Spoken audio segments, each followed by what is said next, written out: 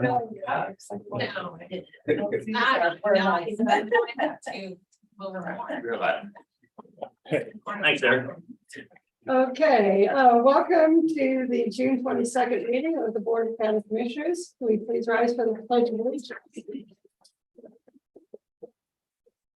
Pledge allegiance to the flag of the United States of America and to the republic for which it stands, one nation under God, indivisible, with liberty and justice for all.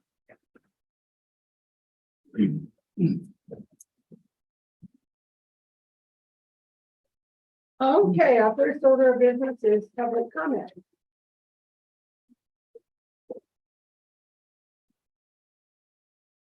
Good morning, Commissioners. I'm here on behalf of the REACH Committee for to honor who we selected for the July Employee of the Month. And the nomination was that I nominate Emily because she is weird and likes everything pickle. Actual reason, because she's always nice to everyone and she likes to sing out loud, whatever song she hears on the radio. And so I have a plaque from you. And 2 movie tickets. And then we'll have a month parking spot.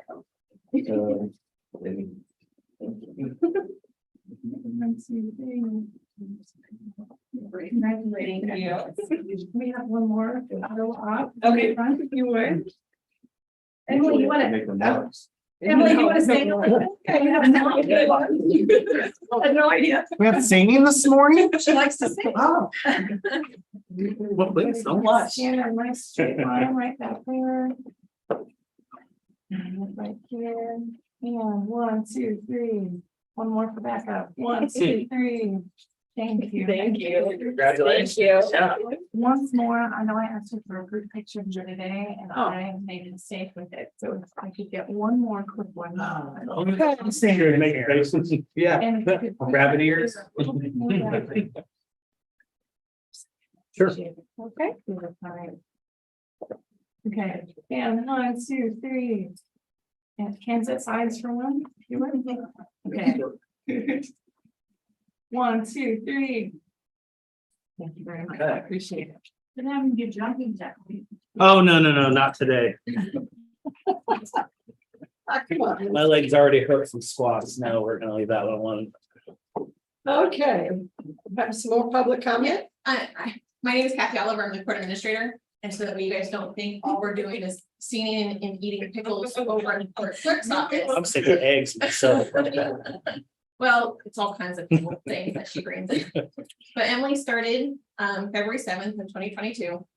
She was first assigned to handle the juvenile offender cases, but since March, she's been working on the criminal desk.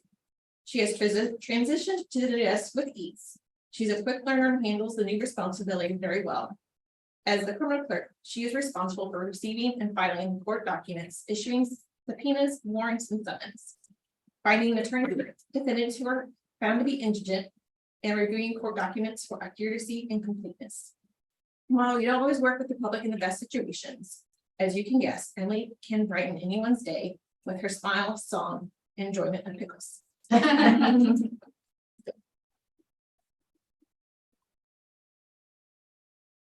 there a favorite song you like to sing? Well, I'm a lovely bunch of coconuts. That's okay. I have to Google that one. That's Okay, do we have other public comment?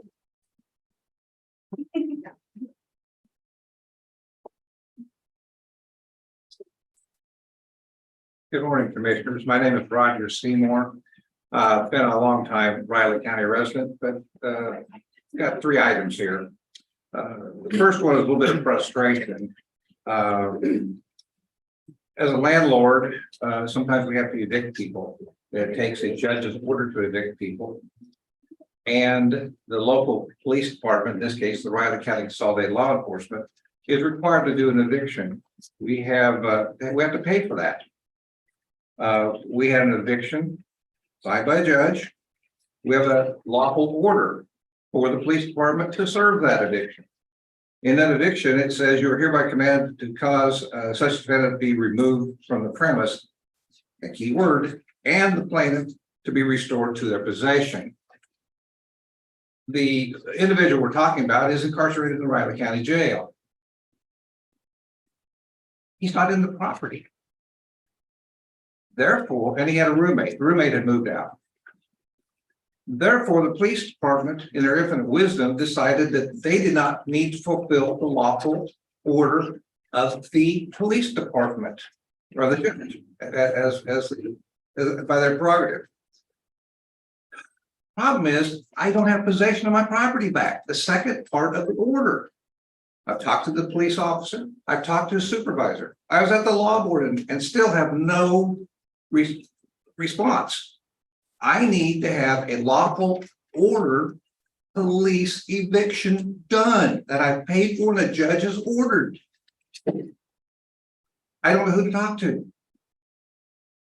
I've talked to police officer that's supposed to do it, his supervisor, supervisor. I've gone all the way up and just short of talking with the director of the police department.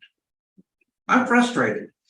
I've been a landlord for 37 years. It's not my first rodeo doing an eviction. It is the first time I've ever had a police department or a police individual tell me they're not going to fulfill a lawful order. It's frustrating. That's item one. So, excuse me, what did the law board say to you when you went to them? Went to that, It's not, I hate to tell you, Roger, but that's not the law board. whatever it was. Okay. Oh, no, I mean, that's not a law board issue is what I'm trying to say. I understand. Okay. I mean, I don't that's, know who to talk to. that's more probably the agency and or whatever judicial means it took to get to that point. I don't know what judge issued the order, so Yes, that well, would be. I don't know who to talk to. That's why I'm here on this specific issue. Make you aware of that so that whoever can put the proper pressure. If they're doing this to one landlord, me, they're potentially doing it to other landlords. And we're paying a fee to have this done. It's not like you're doing it just because you want to. It's a fee for a service, and the service wasn't rendered. Okay, that's item one. Item two is pretty simple. You've got a tax sale tomorrow. I looked at been watching what parcels there and don't really care about most of them. But I was interested in bidding on a couple of properties. Read through the report on Monday was a holiday, that we had been registered by last Friday. Did not even know that. Wasn't really prominent information. It's in there. I talked to Craig about it. He says, no, I'm sorry, you're not registered. Got a friend of mine who registered last year and he'd like to register. He went in the same thing, denied registration. It seemed to me that it's in the best interest of the county and the county taxpayers to have the highest and best bids possible. Cutting off the registration of qualified bidders arbitrarily by a last Friday, a week ahead of time, doesn't seem like that is in the best interest. Talked to Craig Cox, and there's another bidder, a substantial bidder that's interested, and he was denied. Craig could probably tell you who that is, but I think I'm at liberty to say it because it'd be hearsay. But I'm frustrated. I would like to. Excuse me, Roger, we're at about 7 minutes. Well, yeah, we'll give you a couple more minutes. Okay. And that's it. Then the other item that we've got, my family owns property out at Zeno. It used to be the Riley County Shooting Range. This is going to predate any of you's information. 1962, my dad bought the property. 1970s, it became a rock quarry. 1975, there was a creek crossing put across Deep Creek, and a rock quarry put in there. After the rock quarry was rocking was done, the county came to my dad and wanted to put a shooting range in there to meet some state requirements. Dad leased the property to him for 25 years. There's some environmental issues on the property. There's a big report. It's a very thick report. Report was done a number of years back. COVID is hit. You did an extension. COVID is hit. Property still isn't cleaned. It's not restored, and it's not back to the use that my brother, who owns the property, can use. Now I'm here. He has an attorney, and Clancy's aware of that. But this has been kicked down the road and kicked down the road and kicked down the road. And it's not, we don't have a report. We don't have anything lined up for cleaning. We don't have an agreement. This needs to be a high priority. Because we're running out of time to do something if we have to do it legally. And legally, we would then go up the level, and we're gonna go up to the EPA for this environmental cleanup. We don't know who else to turn to. We relied upon the county to do what they need to do, and you failed. Okay, time's up. Thank you.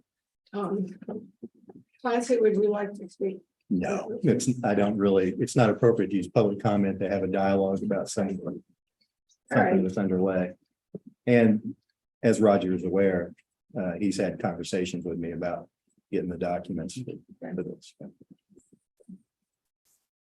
Okay, so we'll go to commission comments. Commissioner McKinley. Okay, let's see. Now going back to the week, I Yeah. got my first series of notes, is just what's going on this week. Oh, yeah. That's Thursday. I joined a Zoom meeting organized by Representative Ty Hart about the military installations doing the payment of the taxes. They're trying to get, he's trying to get something done. It was an informative meeting, and I hope he can succeed on this. It was, it was Sedgwick, Riley, and Leavenworth, obviously the big ones that are affected. We can talk about what services you do provide and what you don't get paid. Also, they brought up the fact that, and I didn't know they were doing it here, I'm doing Leavenworth, because they built so much new housing, they can't. The military isn't furnishing it, they, other people can, they're renting out those units to other people, non-military, which really means it shouldn't be paying taxes. Yeah. For sure. Mhm. You'd think Celine and Johnny you get involved as well. Yeah, and one of it was there something from Celine? There wasn't, Saline County was mentioned on there, Gary County had a representative on there, and Labette County. I was trying to figure out why. That's down in southeast Kansas, that I haven't. And then later Thursday, I attended the city county meeting that, and everybody was talking about those new power lines in the area, mostly. And Fox County. So most of the Tuesday at Public Works Building. In the morning, I attended their monthly safety meeting for all the workers. First time doing that. Didn't want me to do that. Finally got it. And I was going to harass how bad, but the speaker that she already left, Vivian, was the speaker. Was talking about the First Amendment auditors and discussed how to deal with them and showed some videos that they've posted and what they've done. Just how, and they had some good questions about, something might come out on the job, how to deal with them if they do. And interesting, one of the noxious weed sprayers said that he'd been stopped several years ago, not by auditors, but someone, you're killing all the wildflowers. Why are you killing that? He explained to him, no, it's the noxious weeds that do cause problem, He sounded like he did a good job explaining to him, and said they never came back. So that was good the way to handle it. The rest of the day was meetings on the new public safety building. Morning, we discussed the exterior design, and afternoon was looking at the mechanical and electrical systems about how to lay them out, what was being required, and a lot of what IT is going to need for them to put in there. And yesterday was the North Central Juvenile meeting. We met over at Brookville Hotel. After the meeting, we got lunch served. Yeah. Steak or chicken? Both. Oh, nice. Yeah. Yeah. And in the meeting, we approved the budget for 2024. And then the school district asked for a payment for the teachers that were sent there because they do work with the kids. But it was pointed out that they get those accounts are added to their account. And there's several other programs that the state pays for them to be doing that. Either they're missing it or something, but we had a couple of people in there that knew how it's supposed to work, and they're going to meet with them at the school and try to get that straightened up. And then the director brought up again about membership, gym membership for the staff at Genesis, and that didn't go anywhere. So I think this was his last try.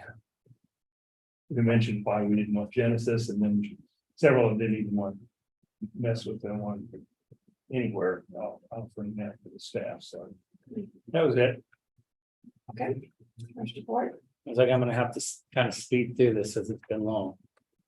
Thursday afternoon, I was on that same call that Commissioner McKinley talked about. I thought it was a pretty good opening dialogue. Ironically, we got something from the Department of Interior, and I didn't know that we actually got something from them too. So I'd be curious to see how that matches up. But I had just quickly a follow up with Gary County and Leavenworth County on the issue. They were kind of surprised that I didn't say anything or mention anything on there, but for Commissioner McKinley on there, I don't want it to turn into a coma issue, so I was silent. That coupled with the fact that I'm pretty laid back and soft spoken and not extroverted, I'm setting everybody up on that one.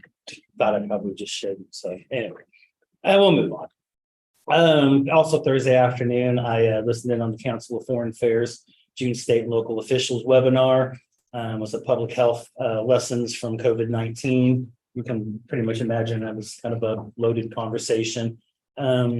He's got a detailed report that's going to come out later, and I'll look through that and see if that's worth sending or not. There was just conversation on observations and lessons learned from state, public, and local health response throughout the longevity of that pandemic. And there was a question and answer session, of course, that followed. I too attended the June city county meeting that took place here. Saw the presentation from Evergy as a prelude to some work that they're going to be doing in Riley and Potawatomi County to update transmission lines. Still got a lot of questions on that, just the things that are going on, but maybe they'll get taken care of along the way.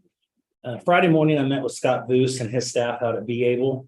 Took a tour of the facility, discussed some things they're working on, as well as some concerns they have as an organization moving forward. Currently, they're working on putting in a set of new ADA compliant bathrooms and showers and constructing a laundry facility, which a lot bigger and a lot more complex than I thought it was. It's almost like a mini laundromat almost. And I think just given the dynamics, that's a service that the community doesn't really have. I mean, they kind of have it in bits and pieces, but not a kind of a continual come in as you need type of thing. So that's going to be really interesting to watch. Also hard to realize that that's just been 3 years that they've been working over there. They've moved places twice, but and they've got a pretty good plan about how to use property that they're currently on. So doing good things there, and I appreciated them taking some time to work through that with me.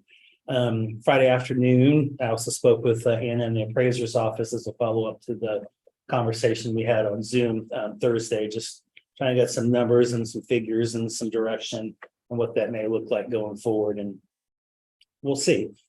This is all primitive at this particular point in time, so just kind of taking it in stride, I guess. Saturday morning, I met with the Riley County Republicans out at Dobro's for breakfast and coffee. Rich joined me to discuss elections and some other functions from within his department. Gave an update on some items that we're working on here in the county, answered a few questions. He also heard from some other local officials and some candidates that are registered for the upcoming municipal elections. Let's see, scooting over to Tuesday, we had the June meeting of the Riley County Law Board. As usual, we passed the consent agenda with one deletion that we need to come back to at some point in time on approved family leave. There's some challenges, I guess, within that. So we'll hear about that later. We heard from, we had several public comments. I had an update from the Fraternal Order of Police, as well as the Community Advisory Board, recognition of a CIT International Award for Corrections Officer of the Year. That happened to Corrections Sergeant Erica Hahn. I think that's been brought up a couple of times there. So official presentation on that. Voted on continuing with the 2023 Midwest High.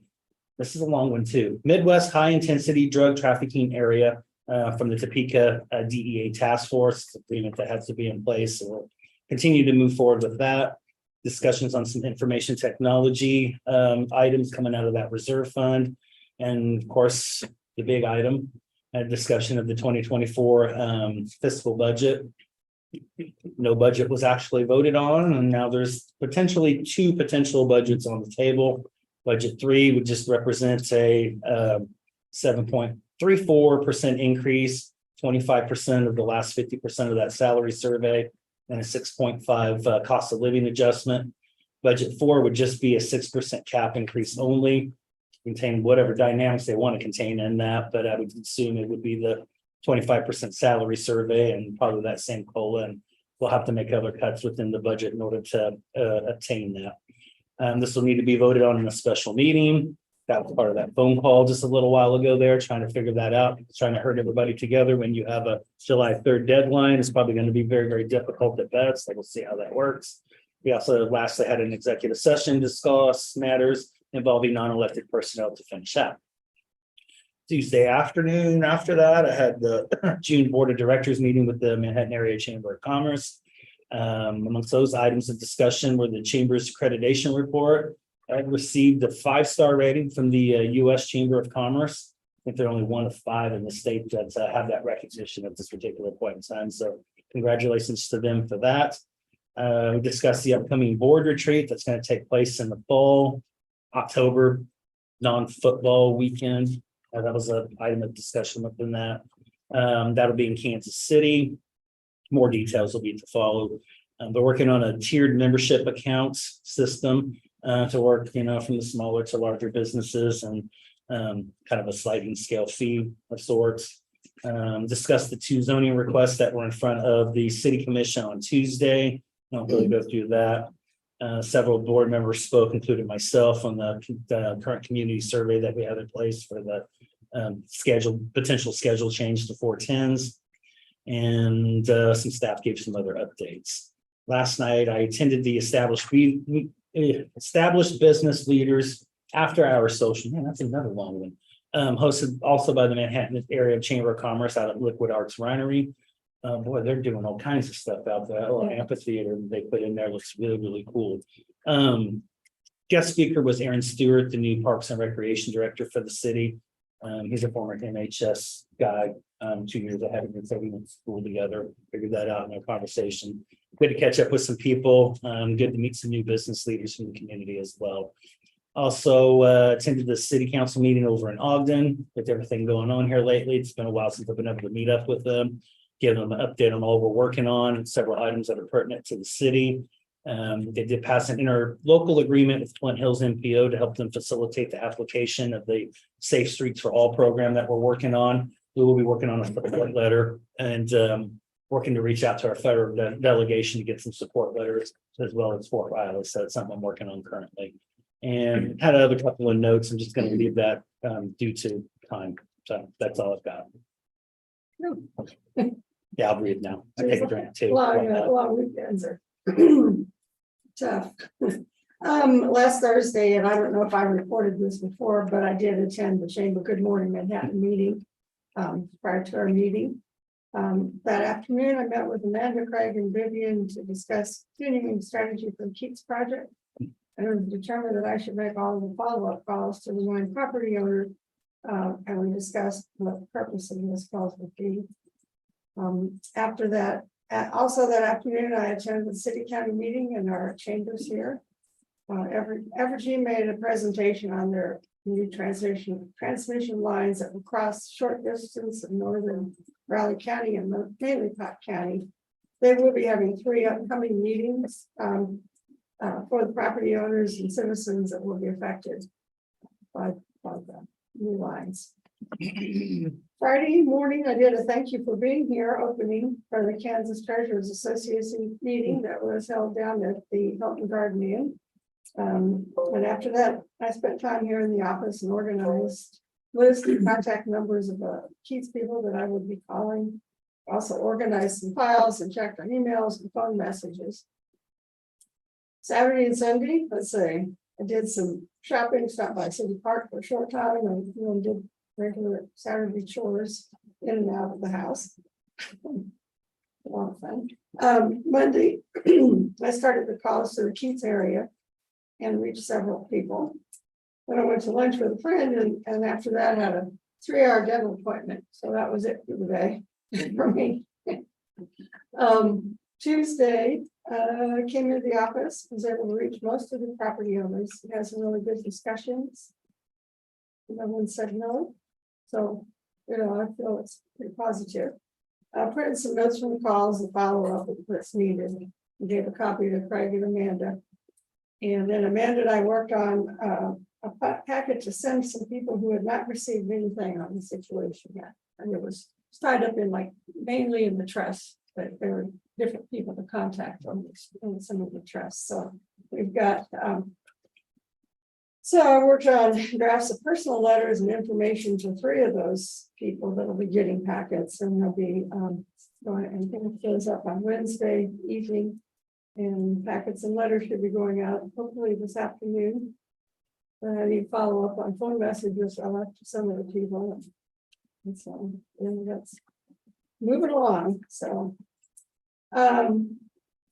Wednesday at noon, I attended the Department of Works group meeting on Zoom.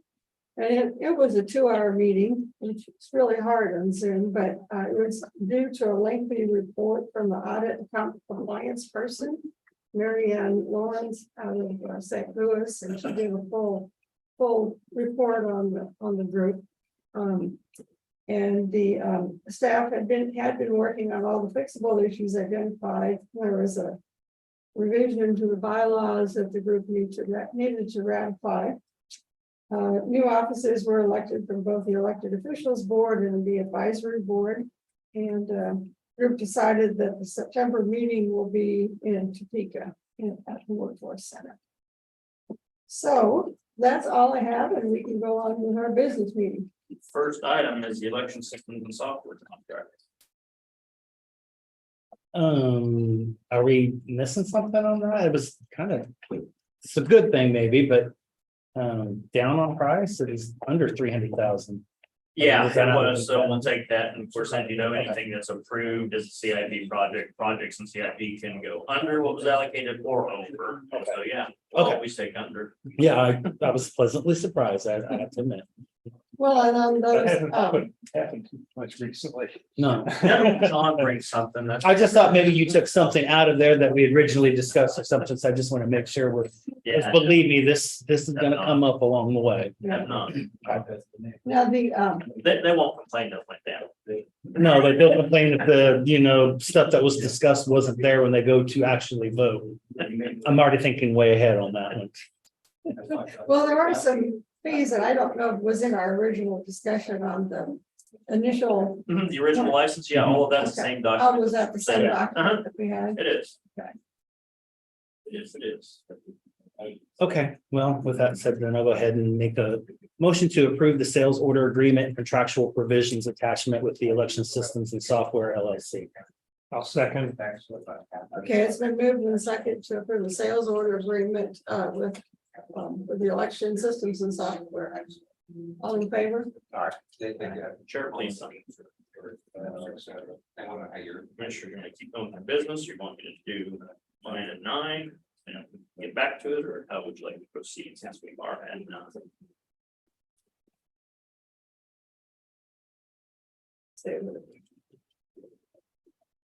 I'm fine either way.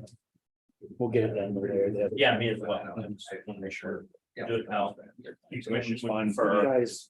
Go someplace else. hey Clancy? Clancy, Yeah. I'm sorry. you guys are kind of loud. I'm sorry. Keep No going down problem. the hall a little bit. Thank you for saying you guys. I know.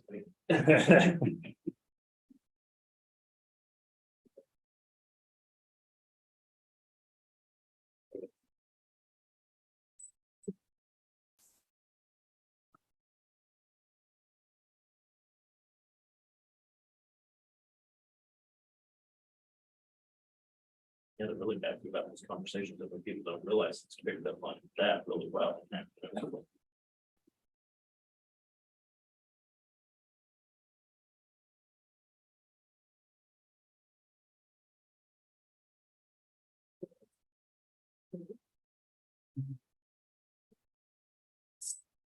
Opposite side. Sorry about the volume.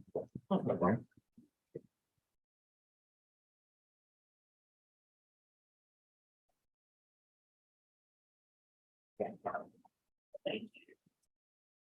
Proceed with business, or you want me to do the 9 o'clock presentation? Tell me. I'll leave that discretion up to the chair. Well, let's move on to, we'll come back to the minutes. Let's, To the business. yeah, let's. Oh, do the 9 o'clock, okay, Yeah, is that what you're ready for? I am, or I can be shortly.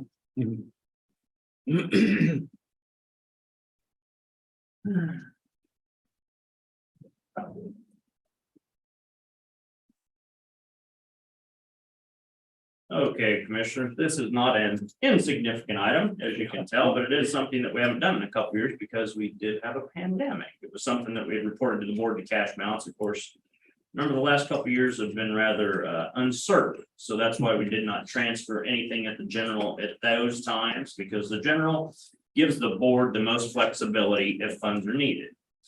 But I also want to emphasize in this is the recommendations for where all of these funds would get transferred to, none of it gets spent without board approval. No department has sole authority in spending anything out of here. So my recommendations are to give the board more tools in CIP, and then also to secure the community more with the budget stabilization amount of the $750,000. We haven't done that, as I said, since 2021.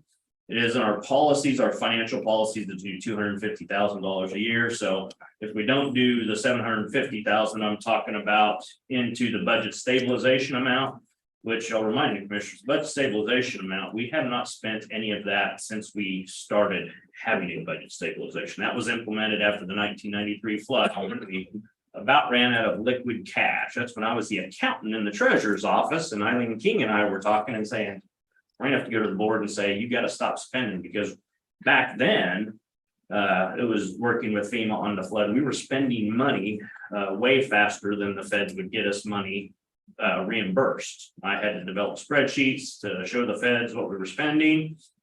It took them months to reimburse us for that. The county was using all of our liquid cash to address those emergency needs. So that's why that budget stabilization was originally implemented.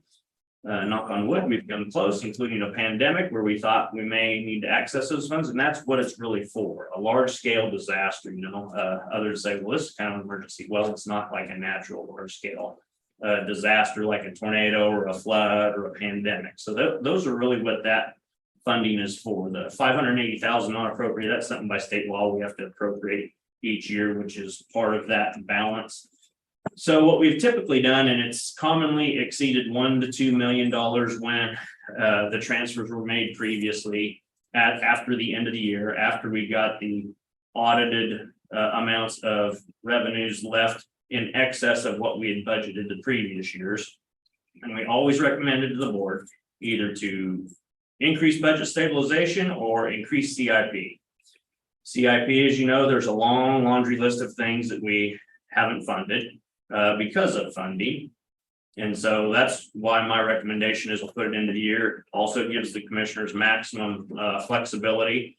Worst case scenario, if for whatever reason we got in trouble financially in the general fund, anything that you transfer from the general to CIP statutorily can be transferred back to CIP. I don't foresee that happening, but just want to let you know that that can be done. But my biggest emphasis is this doesn't give any individual department, including our department or myself, any authority to spend any of these monies without commission approval. So this just actually gives the commissioners more tools, in my opinion. So I'm here for any questions. Like I said, we're going to recommend in the budget this year. Those are the documents working on, transferring that $250,000 this year. If this is approved, if not, we will come back with a higher transfer for the 2024 budget. So it's 2 1/2 dozen the other, but that doesn't mean you will approve either. So I stand for questions of the board. This is integral. The reason I'd like to get it done now is beginning those budget development worksheets, as I said, to have that beginning cash balance developing the 2024 budget of $6,772,395. It's never a good idea financially to use one-time dollars that you gained in excess of revenues or spent less of the previous year on decreasing the next year's budget. Because then what happens when you don't have a 9.98% increase in valuation and it's a 2%, then you maybe decrease the mill levy 2 mills this year, and it happened to the county early on in my career, and then you go up 2 to 4 years the next year to make up for it. And so that's why it's never a good policy to do that. I would highly discourage you doing that. You can, but I would discourage it. And then you may have to go up 4 mils the next year. Taxpayers don't like that either. They don't like valuation going up. They don't like mill levies going up.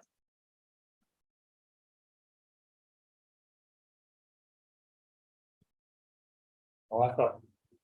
This makes sense, you know, Like, and looks the like, big, like I say, I know that. Stabilization, I know we passed on that the last couple of years, right, you know, not knowing what was coming up, you Mhm. know, that's catch up there. And like I said, the other things. It all looks good to me. net budget stabilization does protect our community from incidences like we went through, because as I know, I've talked to a couple of commissioners, you know, no one likes taxes, but all the businesses, when they were in trouble, where was the first place they looked? Local government for assistance, and that's exactly how it was with the 1993 flood, and we have to have those resources available, and it is the reason why we're able to maintain our very high bond rating, one of the highest in the nation for any size of local unit of government, to have that 3,050,000 that we do right now. But, and this isn't transferring all the money though, right? No, absolutely not. It's It's transferring one. Roughly 1.5 in general. Authorize the transfer of 1,894,349 to CIP. That's coming from general to CIP. 750,000 from the cash balance into the budget stabilization. So that stays in general. It's just in a different location. So that does not go out of the general fund. And then 3 million also goes from general fund to CIP. So there'd be almost 4.9 million going from the general fund to CIP. That 2 million, that 1.8 million, I just don't like having it in general fund. It artificially inflates, and I know the commission plans on using those for capital projects, i.e. if we need more money for either of the 2 ambulance. Keats project, who knows where we're gonna end up on University Park. Yeah. Those are all large ticket items.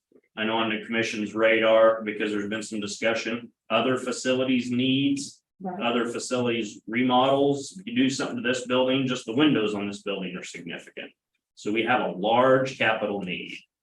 But I'm just saying, you got 6.7 million, you're only. You know.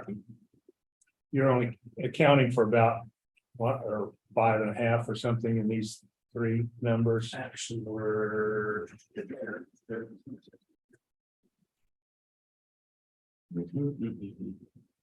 Right there on the discussion, the 2022 cash balance is 12,416,000. So that's why we're transferring that is over what we budgeted, the 6,021,000.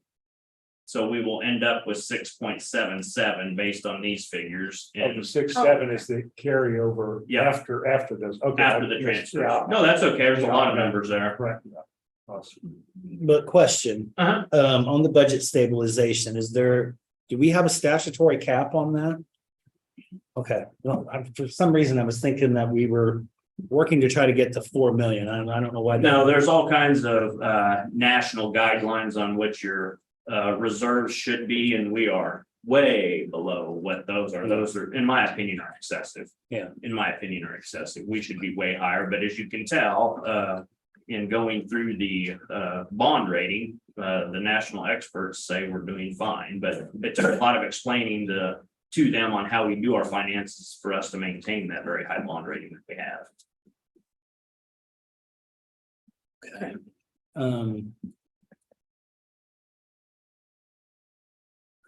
The biggest thing I want to emphasize to the board, though, is all of these money, only the board has the authority to spend any of it. I don't, no other department head does without David coming. can't just go out and buy a bunch of stuff. Well, David, yeah, he's. Well, David's the majority of the problem He's- right now. He spends it from wherever he wants every day. So, yeah, other than Emperor Davis. Yeah. Poor David. Sorry, David. couldn't resist. I expected something from someone. Just not everybody, right? Well, I do think it's good to transfer money into CIP funds because we will be needing that. So that would go away pretty quick, I think, with all the things we have. And it seems like most of those will be hidden somewhere mid to the end of next year too, so. I'd kind of like to see us, because we have kind of pushed off that budget stabilization and maybe making enough of a transfer there to equal the 4 million.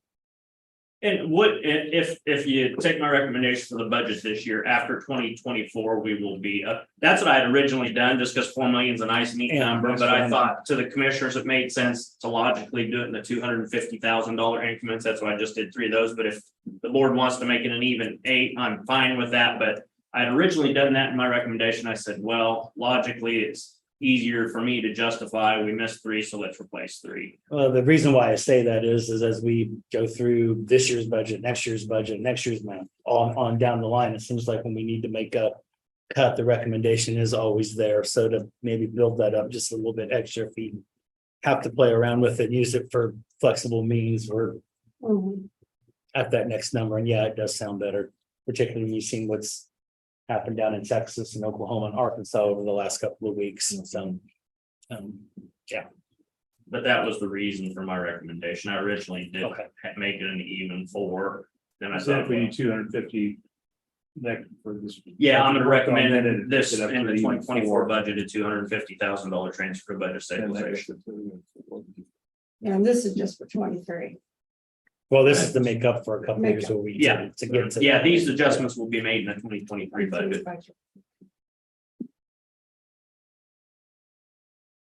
That's the other recommendation I was gonna make on here. I think with the large scale number of capital projects and some that have yet to be fully enhanced at the moment,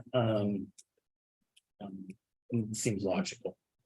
None of this are in the federal funds, right? This is all, No, that remaining 1.8 is, I mean, that's basically where we got that from, but we were allowed to by federal regulations to offset with that with wages through the pandemic, and that's what we did. So Okay. it offset our wages, meaning we didn't have as many expenditures in there, you know, it was the. okay. So basically, you're just kind of moving that piece around and then it We just were, becomes. we left it in general because we were going to use it on the ambulance projects, but it makes more sense to not pay it out of general because other capital projects we don't. So I like keeping everything in a consistent location. Yeah, that's fine. That's the only other suggestion I had on.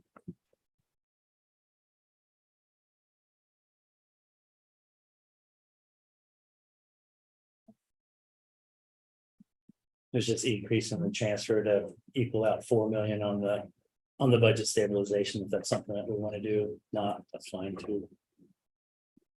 If we did, we'd have to take that off of the CI because you want to keep 6. Whatever it is. So if we put it in there, we have to take. Or I could just reduce the beginning balance going into next year, probably be the easiest thing. That way we're not changing a whole bunch of these numbers. Or Okay. we could do it however the board wants, but I would just reduce that 6,770,000 by whatever. Okay, that's what I was saying, 'cause I Yeah, didn't want to reduce what we're putting to CIP. I was assuming Yeah. that's what you would do. Yeah, yep. Yeah, that sounds, Okay. that's good with me.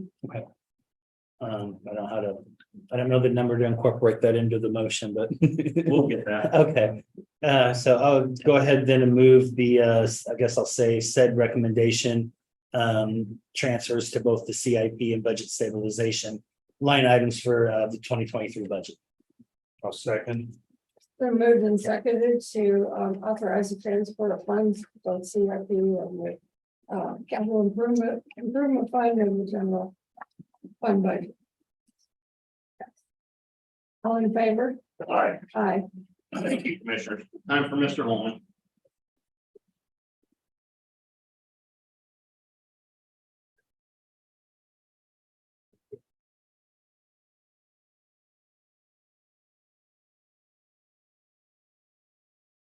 Morning, Commissioners. Morning. Morning. Clancy Holman, Riley County Counselor.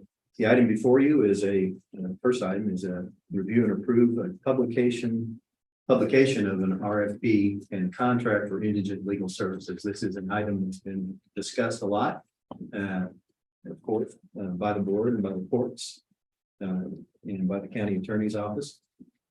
The CAR gives some of the background that's very important in this, and primarily to emphasize that up until the contract for these services that was going to be offered, routinely what the county's done for many years is we have individual contracts for 6 individual lawyers, up to 6, to perform representation of defendants in the court system who are required to have counsel.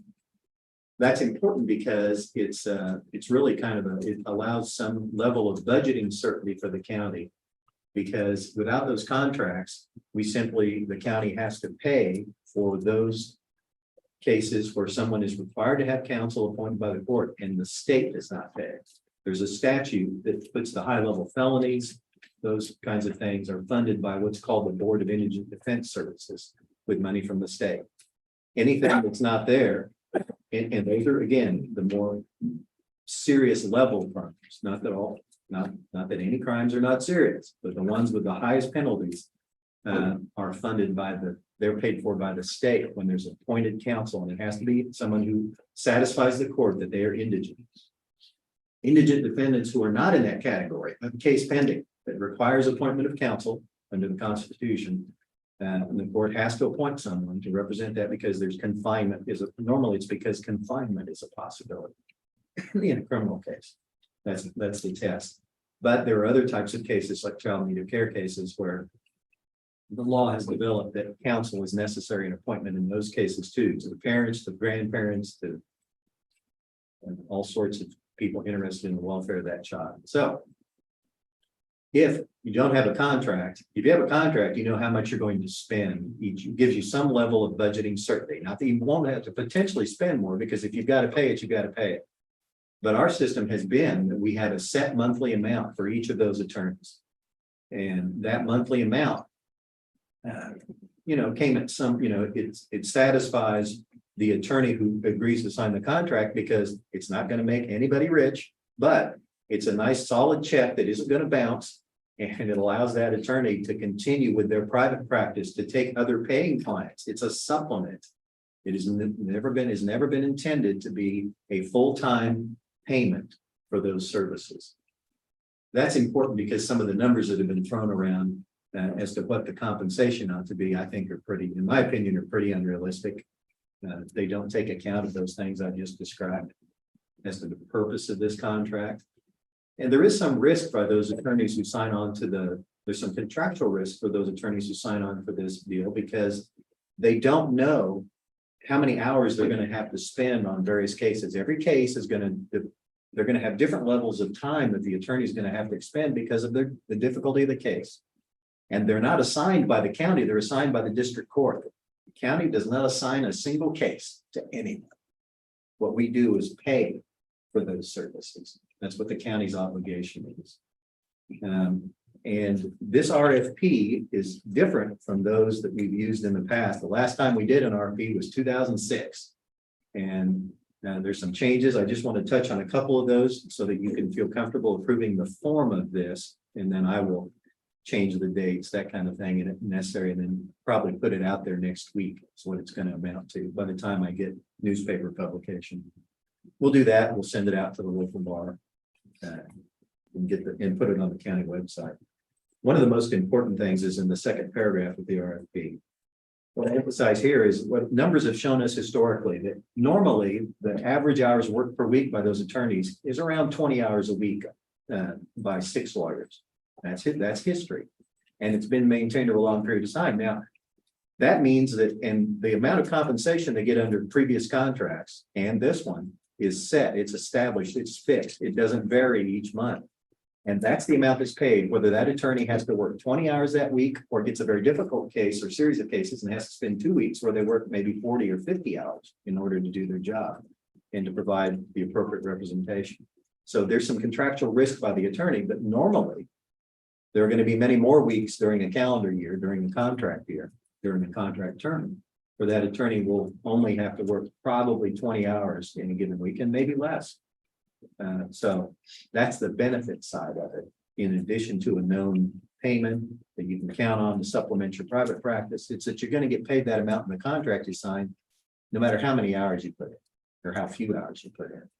But one of the things this RFP and the associated contract are intended to change and to kind of inject into this process is we're making it we're being very upfront with the idea that there has to be a fair division of that work among the attorneys, not by us, not by you.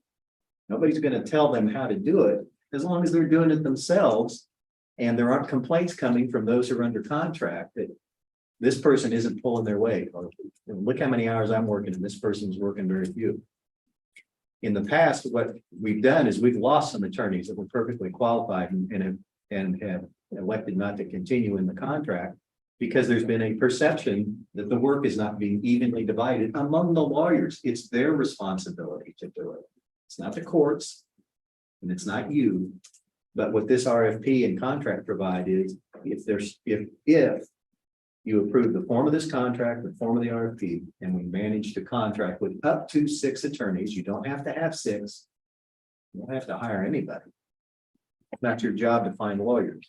It's your job to pay lawyers who provide this service under state law. So, but if we start hearing complaints that the work's not being divided fairly, this contract and the RFP provide that the district court, in my office, we can sit down and meet with the attorneys and say, we got to fix something here. And don't care. I think the message, I can almost guarantee what the message will be. Well, I don't care how you do it, but you got to find a way where this person, this attorney is not routinely putting in 40 hours a week and you're putting in 2. Because part of the process is they've got to report their hours, and they've been very good about doing that over the course of the years. That's how we have the historical information about how many hours are being expended on the service. We're not guessing. So with that, I know I'm about at the end of the time here. Well, I got a little bit more actually. Too bad for you. No, you're done. Too bad for you. I will just say that the contract is designed to be both the agreement itself that you see, but attached to it and incorporated in it, and part of it is that RFP, which has more of the detail about dividing up the work fairly and what happens if that doesn't occur. That there will be a meeting, that there will be discussions about how do we fairly divide this? How do you, not we, how do you group of lawyers cooperating with one another professionally fairly divide up the work? Because nobody knows better than that group of attorneys who's working, who's not doing their share. They'll see that. They'll be aware of that. And I'm not saying there's ever, hopefully it won't be a situation where there's an unfair division, but this gives the ability to try and fix it. And if it doesn't happen, then the contracts, of course, can be terminated. Any one or more of the contracts. I also am suggesting in here the contract I missed in, and I gave it a term at the end of this year if it was signed. The RFP really says the end of 2024, because I think you're going to have fewer responses if you only have a 6-month contract. Yeah. That could suppress the number of attorneys who are willing to apply, and that we may not get applications.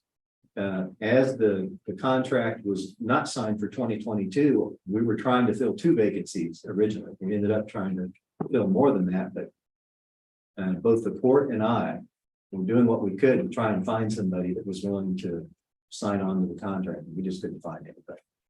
This one has a 26% increase in compensation. It's much closer to what a market level compensation should be in our estimation for the service.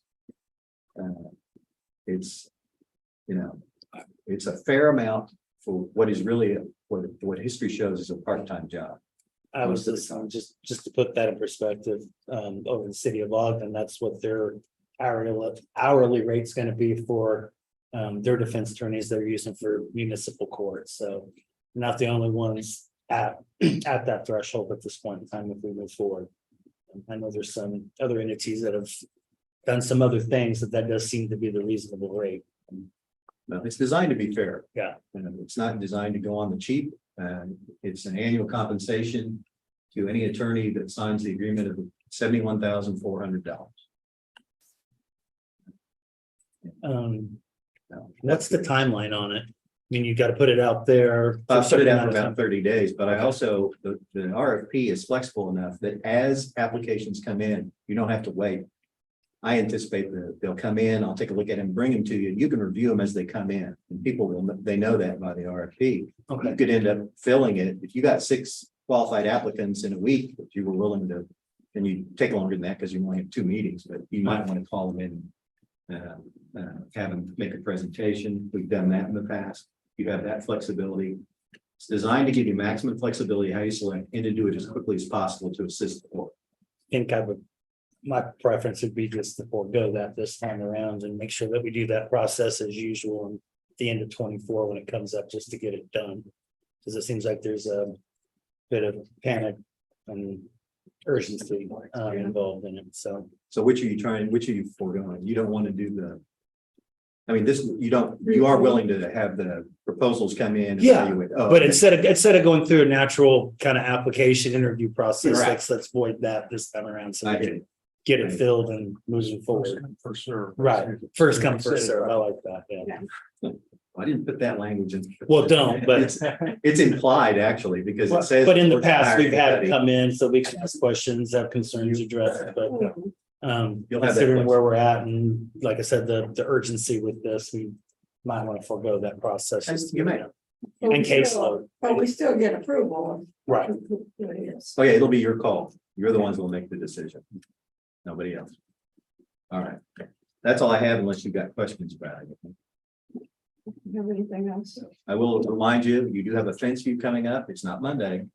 You have a fence view on Thursday morning. I saw things in offering the options, but Well, I haven't heard, well, I know it works for at least one party. no.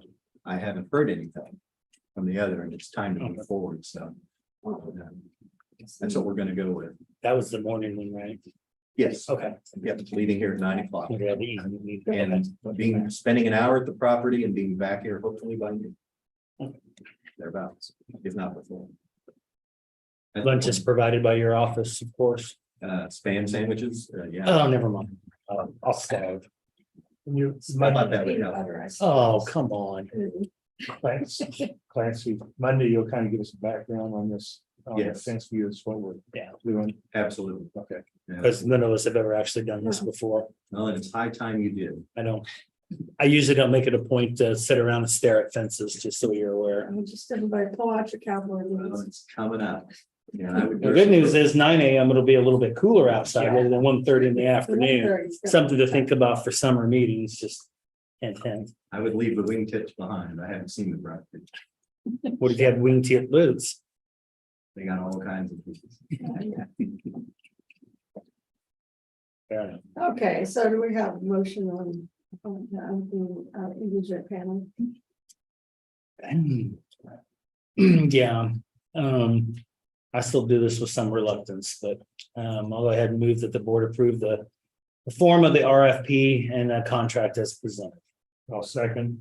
So moved and seconded to approve the form of the RFP and contract as presented. All in favor? Aye. Aye. Thank you, commissioners. Want to catch up on some business commissioners? Yeah. Need a motion for the patient hauler to Potawatomi County for the request. Is that a new one? I don't. We had a. David presented that to you. It's something they've done for years. Okay, maybe it was just worded differently. Yeah, it is. Yeah. we're- Oh, okay, okay. I mean, but it's four-wheeler, it's not. Yeah, it's a UTV that has a patient It has a bed bed on the back, of it, yeah. correct. Oh, I okay. thought they did football fields. Yeah, okay. Yeah. Yes, I guess maybe they're calling it something different these That's days. in Okay. addition to the ambulance, right? no, this is all they're getting from us. The other thing that they have that you'd approved was the command post. And that's when we're. So, but yeah, this is all from our department that they're asking for. Okay, so I make a motion then to approve the use for Potawatomi County's request as a patient hauler. No, just. Don't over. Whisper. Go outside. Take it back to the old days. Okay, do we have a motion? I did. You do that? Yeah, Okay. second. Okay. It's been moved and seconded to approve the patient hauler for July 4th of Pot County. All in favor? Aye. Aye. Thank you, commissioners. Need a motion for Flat Rock Road culvert replacement project bid recommendation.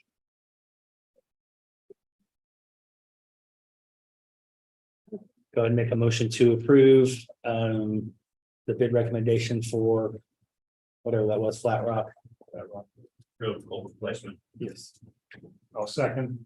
It's been moved and seconded to accept the bid recommendation for the Flat Rock Road culvert replacement. All in favor? Aye. Need a motion for the bid recommendation for Union Road culvert replacement project.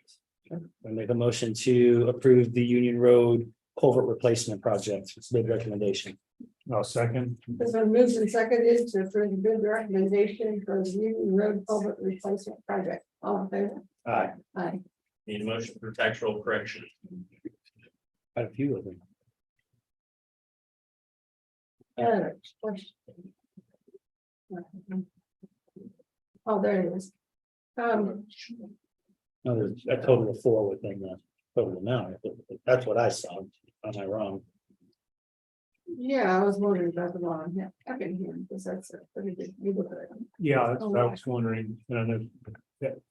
Payment under protest, an adjustment for our appraiser.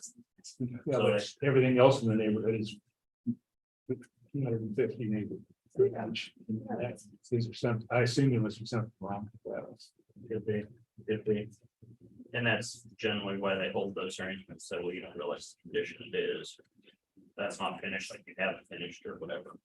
It's down $139,000. Mhm. There it is. But somebody looked at it. Somebody was. Yeah. Okay. No, we'll go ahead and make a motion then to approve the signing of the tax roll corrections. I'll second. It's been moved and seconded to sign the tax roll correction. All in favor? Aye. Aye. Sure, please sign. Go ahead and start reading to these if that's okay, Catherine. Personnel. Sure. Raleigh County Personnel Action Form, Ben Hamel, new hire, Environmental Health Tech in the Planning Development Department. Mason Schmitz, new hire as need volunteer firefighter stipend. Thank you. Emily Peck, new hire as need volunteer firefighter stipend. Nika Nip, new hire appraiser's clerical assistant, appraiser's office. Gina Pomero Muir, health equity nurse, separation of service. Antonio Mitchell, traffic control tech, public works department. Please sign. Is that hiring or separation? I'm not asking. Was that separation? Yeah.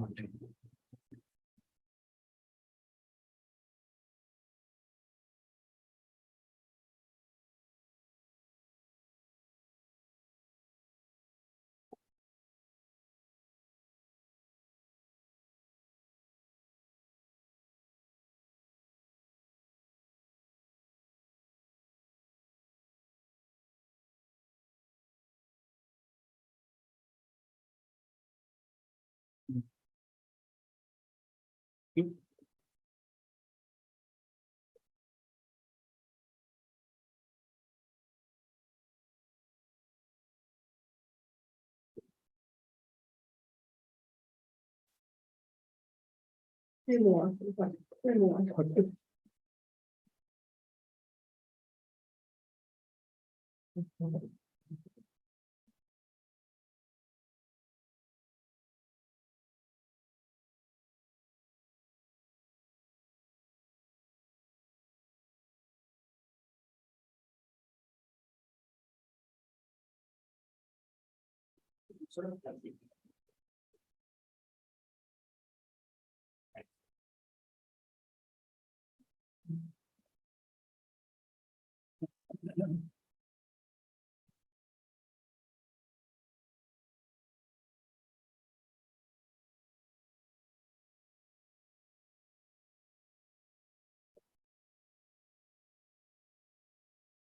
Burner. Well, thank you. Good. So, not too bad. Not too bad.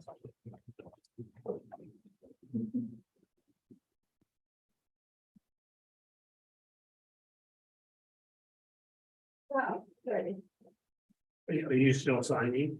You can go ahead. I Yeah, can. okay. Yeah. You can sign. Yeah, I can Okay. sign this. Good morning, Commissioners. Craig Cox, Deputy Raleigh County Counselor. And I do apologize for my faux-pas a few minutes ago, talking too loud during the meeting. I apologize for that. There's really no excuse for me to have done that.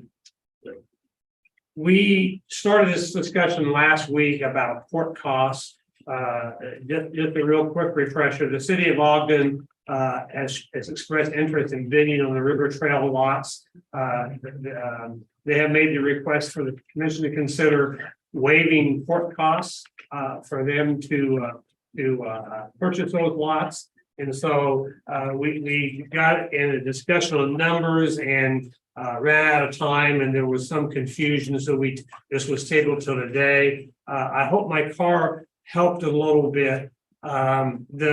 Just to review that car, there's really three statutes that come into play. KSA 792804 is the judgment statute that says in the judgment in the court order to sell the lots have to be identified by description, by the amount of tax owed, and also the court cost owed.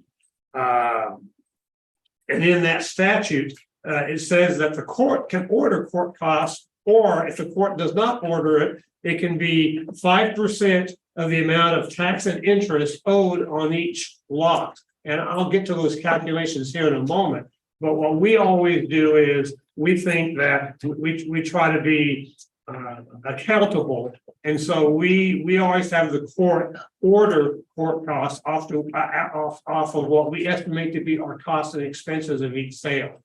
And when I handed out to there, the document marked Exhibit A, if you flip to the next page, it shows our estimated expenses for this year. And we take that and divide it by the number of lots. And so I have to tell you that. Let me tell you how we got to 49 lots. We started out with 128. River Trail had 93 lots. And we have to get title work done on all our properties to make sure that there aren't any other liens out there against the property. It could be bank mortgages, it could be child support liens to the court, it could be state, federal tax liens. So we have to get a title report on each lot. And looking at the River Trail lots and talking to the title company, it was decided that the 92 lots, the 93 lots were all in one area, the same owner, and that if we did title work on one lot, that would give us the information on all 93. And that would save us a tremendous amount of money since we were being charged $100 per lot. And so we didn't think we should. The lots we didn't do title work on, we didn't think that was appropriate to include that number in the total to be divided into the costs. And so we started with 28, took out 92 lots. Then in those 92 lots here a couple of weeks ago, I had a color diagram where of those 92 lots, we had some outliers where there were 3 or 4 lots here, 3 lots here. They weren't in the 9 lot unit that we wanted to sell. So we removed those outlying lots. So we had just 8, 9 unit lots to sell this time, and that got us down to the plus redemptions that we got gets us down to 49. The 49 lots that we use to do our court costs. Now, if you look at Exhibit B will show you the actual costs we've incurred to date. And if you look over to the actual expense column there toward the right-hand side, it's $9,192.99, and we had estimated $8,100. Postage was more than we expected, and our publication fees were about doubled. Publication costs have gone up in the last year, and also we had, even though we still had a long publication with the 72 rim lots, and so we try to guess as best we can, but sometimes those things just happen. So our calculation, the court cost we got ordered was $165. Exhibit C, it's a big lot. It's all the River Trail lots. and we calculated the 5% court cost per lot, because the tax varies a little bit. And that changes the interest too, but if you go to the last page, the total for all 72 lots at 5% would be court cost of $5,334.81. And so in my original car last week and the car that I gave you this week, we got court order costs, and that's 165. If you take 165 times the 73 lots, that gives you that $12,000 figure.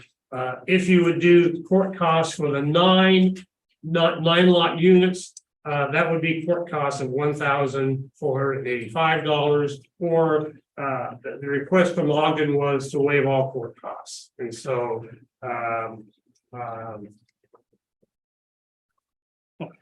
there was a question last week as to, who pays court costs, and the second statute on the front page of the car is 792803, and that's the statute that allows people to redeem their property from my tax sale. And that statute says for them to redeem, they have to pay the delinquent tax plus the court costs. And so it's only the property owners, if they redeem, that pay the court costs. However, the other statute that deals with payment of court costs, and it's on the last page of the car, is at 792804I, and that's the statute that allows cities to bid on properties if they have delinquent specials. And in that, the bottom line says is that their bid has to be tax, interest, and specials. And of course, specials have interest too. If they're a successful bidder, all they have to pay is just the tax and the interest and court costs. They don't have to pay their own specials. But again, that statute says that the city is to pay court costs. And so the request is before us. Ogden City Attorney Vernon Urban's here this morning if you want to ask him any questions, but the request is fairly simple. They're going to be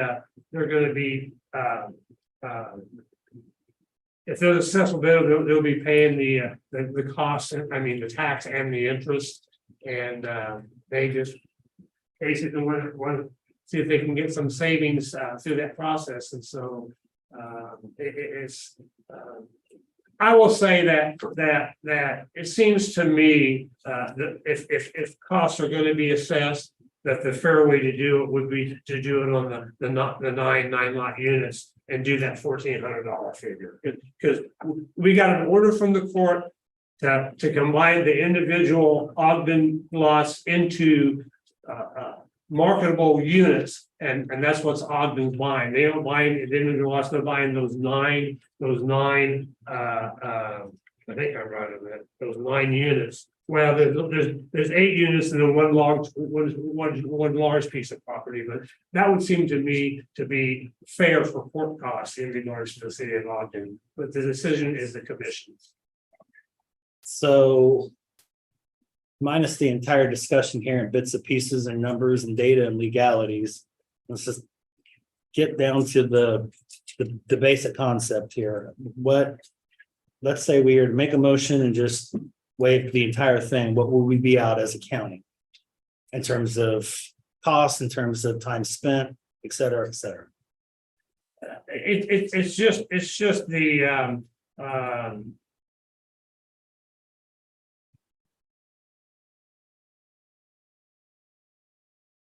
we do the tax sale because that's just who we're supposed to do it, and it's good for the county because we're getting properties out of people who aren't paying taxes to those who do, and so we don't ever, disregarding that $12,000 court cost thing, we don't usually ever collect all our costs. Yeah. And so if you would say no cost to the city of Ogden, it's not going to be any dramatic result for office because we only get court costs from those who redeem, and that never adds up to what our cost is in any given year. So waiving these court costs isn't going to adversely impact our office or what we do at a tax sale.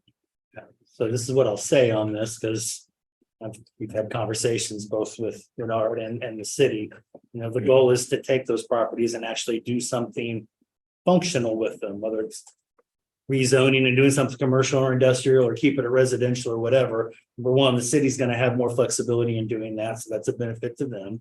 And it's more of a benefit to the county as a whole, because it puts something back on the tax roll regardless, and depending on what it is, it may add commerce to that scenario. So I would say all the work and efforts to get to this point, it's gonna be more than made up somewhere along the way if those plans actually, fall through, and it's gonna take a little bit of time, but there are discussions of what to do with that. And I fully think that that's gonna happen at some point in time. So I know the city budget for Ogden isn't, is tough. It's challenging at this point in time at best. And I think anything that we can maybe do to help them at this point in time along, and that would be also of the benefit at this point in time. I don't like to set these type of precedents, but this is kind of a unique scenario, just given the dynamics of it, and I'm feeling more comfortable about that as the more I think about it, just given those dynamics. I will say legally of the combination of taxes, interest and costs. The commission can never waive any tax or Yeah, interest, right.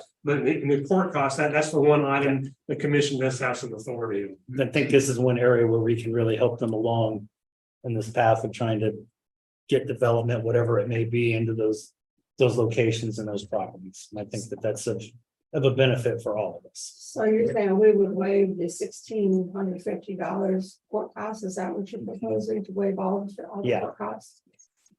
We're setting a precedent. I This is the understand. first time, because a few years ago, the city of Manhattan had a large, I can't remember what that place was called, but they had, Lee Mill Heights. yeah, Lee Mill Heights, they had a big one.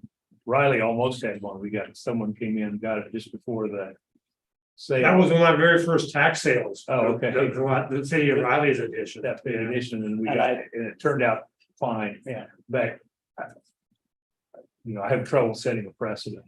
I do too, and I thought about both of those instances and what I may or may not have done at that particular point in time, and I come to the conclusion, I would have come to the same conclusion I'm at right now. And as you're aware, the city is working on development in that particular location, which once again, put something back on the tax roll. And then I thought about it privately too, if it was a private developer or something that came in there, and I think on this one, it's just unique in general and the way that we go about it. All Kansas counties go about these tax sales. And if we're able to, even if it's a private developer, work with them to get something in there in place, I think it benefits everybody in the longer term, and it outweighs that precedent that's being set. And I've tossed back and forth on this, believe me, and that's the conclusion that I came to. Well, they're talking about developing residential units. Like That's what it's low-cost established for residential, right or we're now. talking commercial, which is a different I story. think for the city, and Bernard, you can maybe test to this more, they have flexibility within their ordinance to rezone, change that, but I look at these properties, I don't see a huge, probably mindset of doing anything commercial in this particular location, maybe the other one, but I think you're probably going to be the way that that's set up, and I don't know how the utilities and stuff are attached to it currently, but I think it's going to probably be residential if I'm not mistaken. And I would concur with Commissioner Ford in that these lots that are on this sale are really designed and purposed for residential use. And the other thing I would say is Ogden is not in the development business, and we really view this kind of as a last resort option. But the reality is those lots have been undeveloped for almost 15 years. We've fought the specials issue all of those years.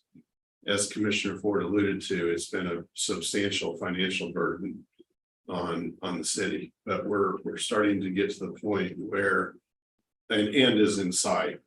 And what we don't want to happen is for these lots to go back into the hands of somebody that's going to try to ride out on payment of specials for the next 3 to 5 years. We just don't want that to happen. So that's why we're taking what we view as a last resort option and trying to buy these lots at the tax sale. So I appreciate the comments of Commissioner McKinley about precedent. I do think that I understand there's other situations where it could pop up.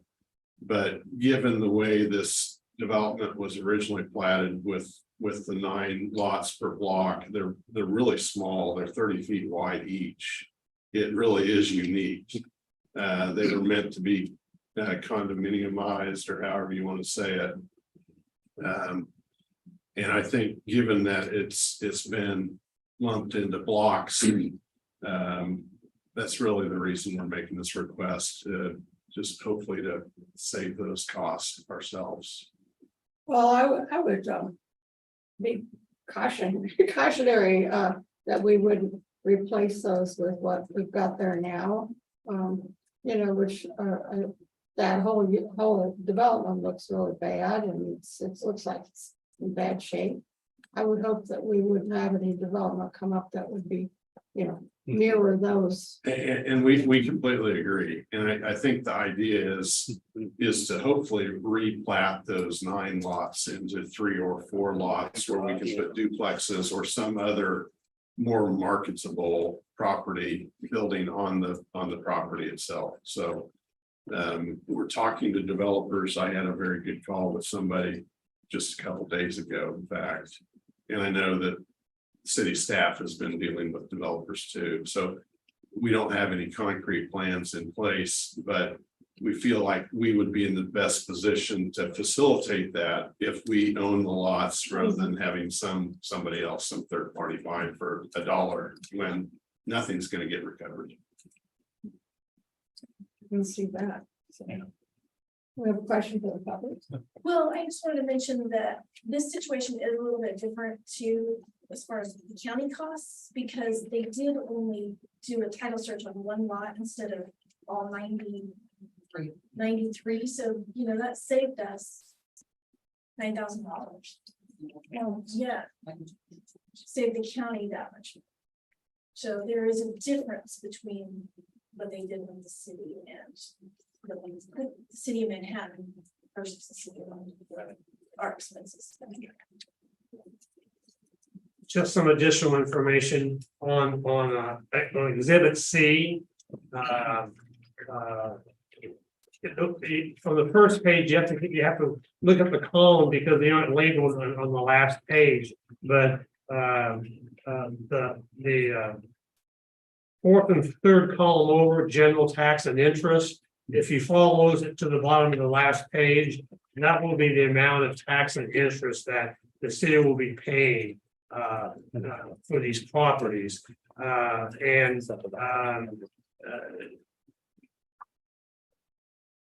That's why we think that probably the appropriate court cost would be the $1,400 figure for the 9 lots, because it does not add, that $1,400 doesn't substantially add to the city's financial burden to purchase these lots.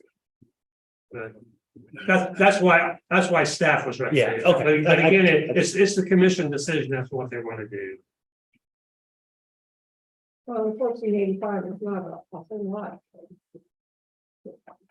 In my opinion, to be able to work something on those properties and have the flexibility to do something in the end, I would think that we'd make that up plus a whole lot more in the short term and the long term. I understand the president thing, and I have tossed back and forth on that, and I know somewhere down the road we'll deal with it again, but in order to do some of the things we need to do, particularly, and we know the housing challenges that everybody's faced with, we do have to do some things that sometimes we're not 100% comfortable for to get to those means too. And the need for over 3,200 different forms of housing over the next decade isn't going to go away. This is an opportunity to, I'll say, put a dent in that and solve it. But, yeah. And that's kind of just our part to that equation and trying to help that along the way. That's true.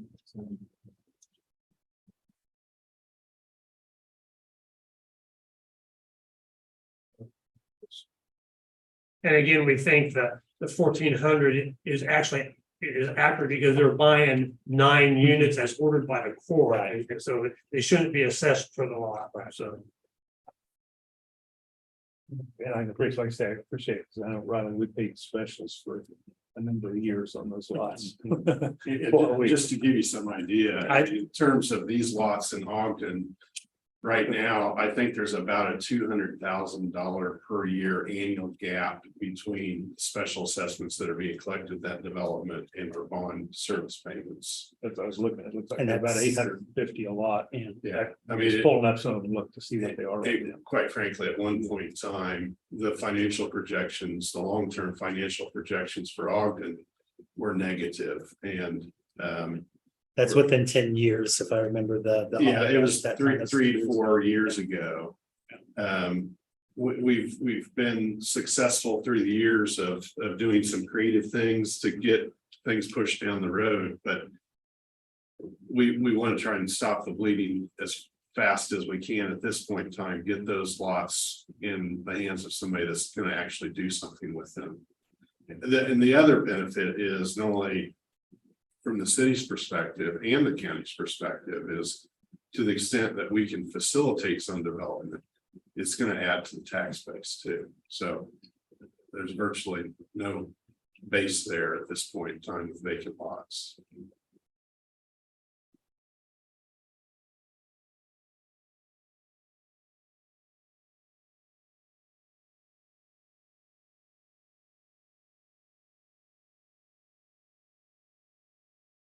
There's no other question. I would just say my initial.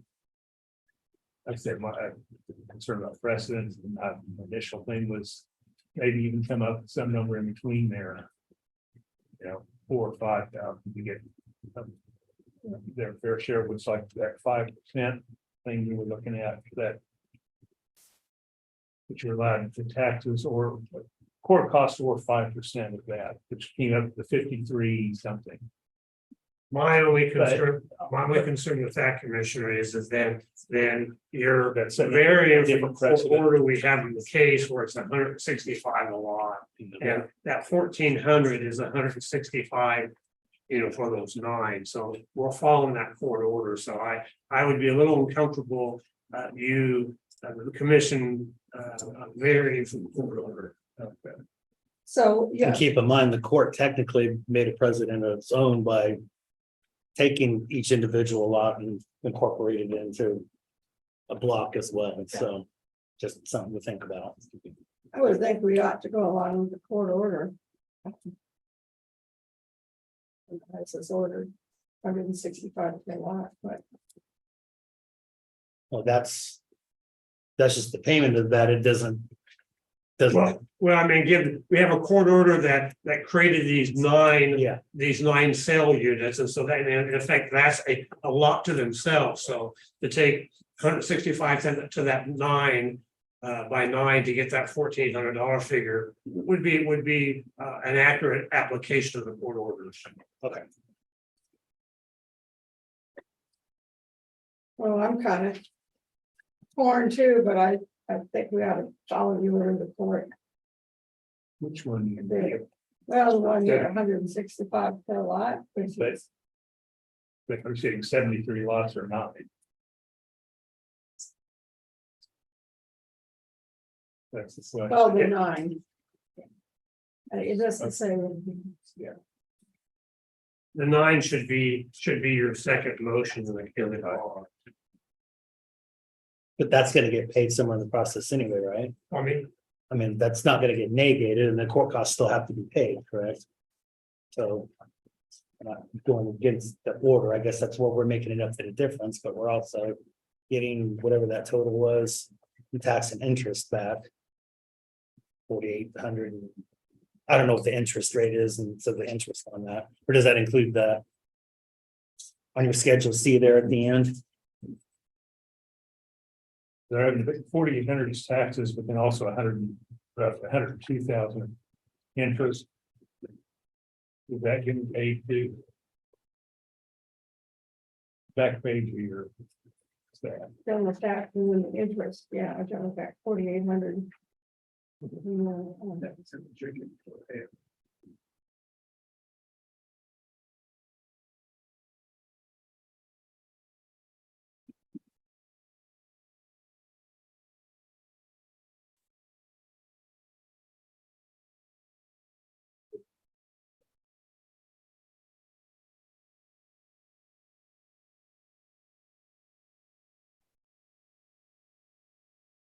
I mean, all the city has to pay is tax, interest, and costs. Right, yeah, but you're saying, but that's what I'm saying, right?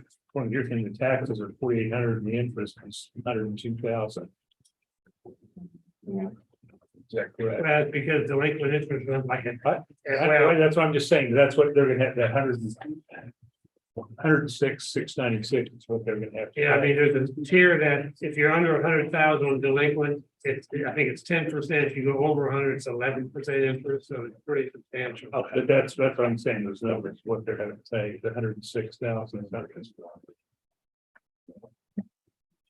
Pardon me? So I'm saying that 106,696, that's what they. That would be pay. the total. Plus whatever we charge. Just in- Whatever the court, or whatever decision you make on the court cost. Yeah.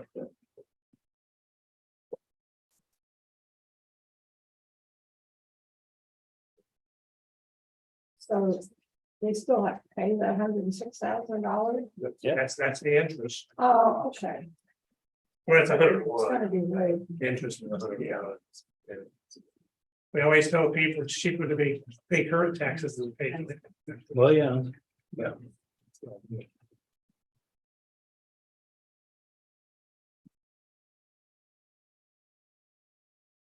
I'd be okay with the 9. 1485. So do you have a motion of some sort here? Pardon me? Got a motion? Asking the commission, do we have a motion? Was this with the car? Yeah. It'd be the second, it'd be motion B in the car, if you want to do that. I'll move the board approve the city of Ogden paying the court costs for the 8 9-lot units, one individual, in the amount of $1,485. Let's second that.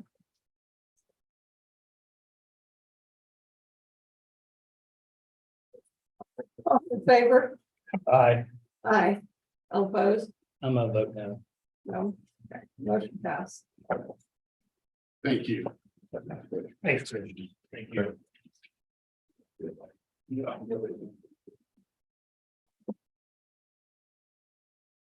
Was that the final? Actually, Where are we here? Time for, we gotta get to Gary it's first. time for Gary. Okay. Gary Fike is up next. Turn to Okay. your seat. Thank you, I appreciate In that. shame. Keep me warmed up. Good morning, commissioners. Morning. Morning, Clancy, Rich. Morning, Gary. Maybe. I'm doing great, I think. I would like to introduce one of my executive board members in Mary Marston at the back. She's going to be here, so she's on our executive board. The Extension Council consists of about 24 members, and from that, we elect the 9 at annual meeting. Y'all are familiar with that do our executive board. And we have with them a budget committee within that group, a budget committee that helps me develop the budget for the next year. And then that goes to our board for approval. And as we've discussed before, as we present this figure today, you have the opportunity to deny it, make suggestions for changes, or accept it as it is. And then I have to go back to the board and ask them what they want to do and how they want to proceed. So hopefully this will be fairly short and painless. In fact, the budget, which you've had for a week or so probably, does not show, since we're an outside agency, what our ask was last year. So this year, the ask from, which is the county appropriation. I don't know, do I move this over? No, I Full think screen. that's something that happened on, oh yeah, it looks like down below there. I guess I. I'd go up. Yeah, to- there we go. I was still kind of cut off, but it's just half of the last 0, so pretend that's not there. And so the ask. Chop off So we that can zero. Yeah, we can top that That last zero Yeah, off, that's fine. chop off that 0 for your. Yeah, Is that off what the you said? 0, right, yeah. That wasn't my. You're right. This is Exactly. easy. We need to do this more often. I should just be quiet more often, is what I should do. We'll accept it, Gary. I make a motion. Now, Mary, do you see what I have to do? Anyway, so. Now you've got me completely here. The ask this year for the county appropriation, which last year was $635,000. $600, and this year we're asking for $700,600, which is a 10.23% increase. And so obviously, as we mentioned in the past, salaries and benefits are the biggest chunk of our budget, about 85 to 90%.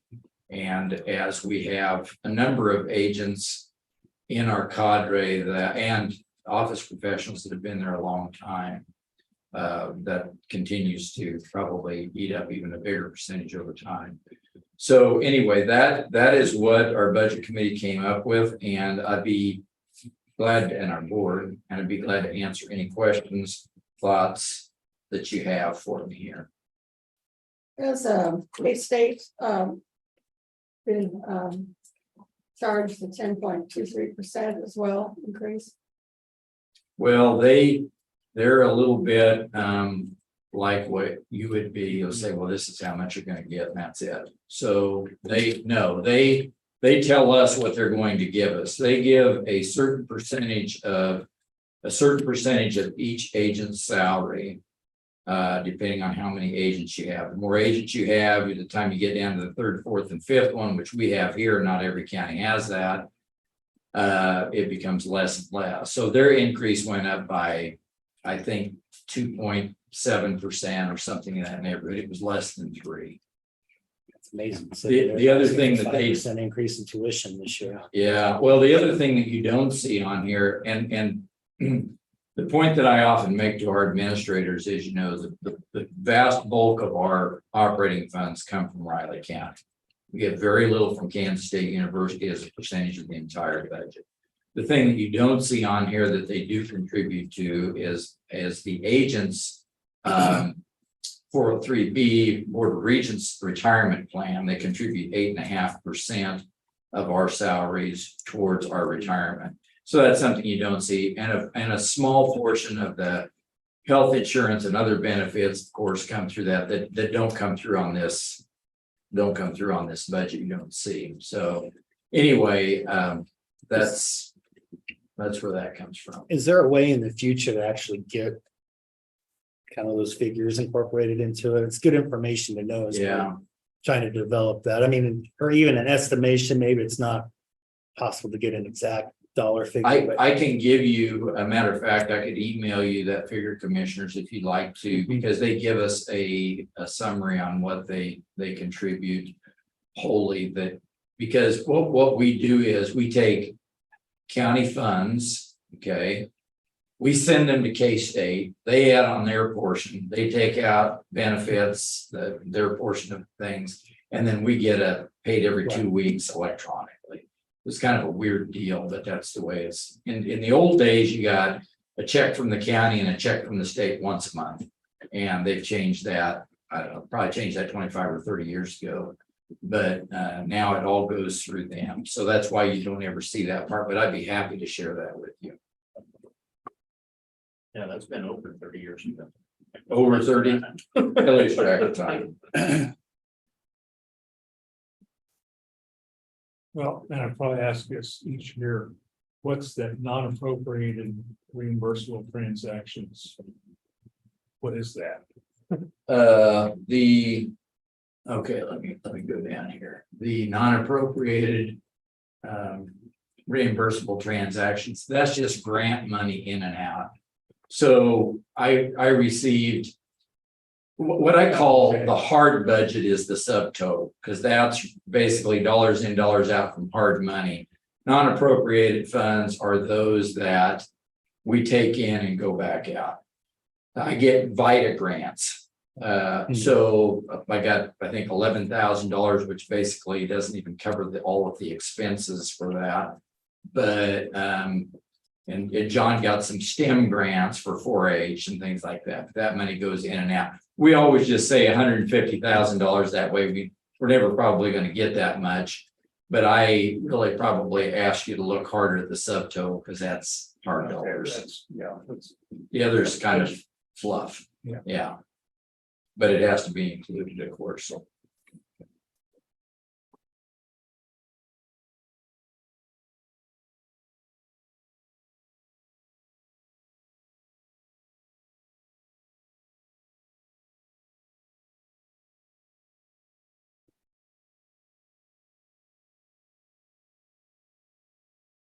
I would add, and I don't have this figure on up there, but so the history of our county appropriation.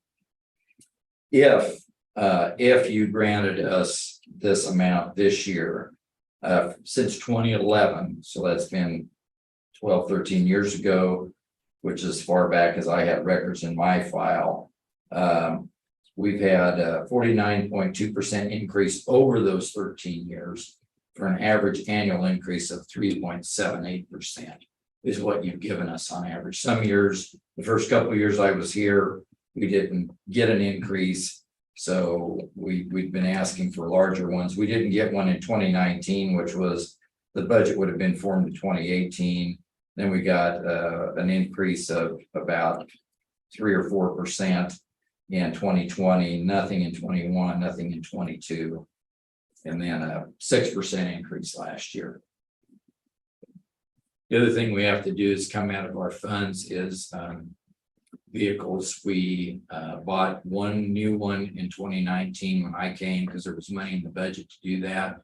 The other vehicles are 6 and 9 years old, and one of them will probably have to be replaced in the next year or two.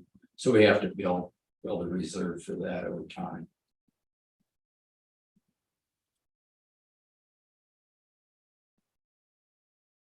My thought process here is I'm not gonna be comfortable with a 10% increase. I'm really not gonna be comfortable with that across the board, to be honest with you. Moving forward on everything, just to let it be known, but we're still in inflationary times. There's still things and adjustments to consider. We haven't actually even come up with a true COLA rate for county employees at this particular point in time. So I was thinking somewhere in the range of maybe half of that, maybe 5. I don't know what that figures out to, and I didn't know what last year's total was, so I didn't get a chance to kind of base it off of that, but I think overall we're gonna be somewhere in that framework. So the board knows we have 10 days from this presentation to respond, to let extension know what you're gonna allocate with their appropriation. But in that, there'll be a little bit of, 60. there'll be a timing problem because you'll only have next Thursday to make that deadline, and that's a small cities meeting. Well, For what it's worth. out there. Yeah. You just tell them. The dollar increase is 65,000. Yes. That'd be 35 or Yeah. 30, so.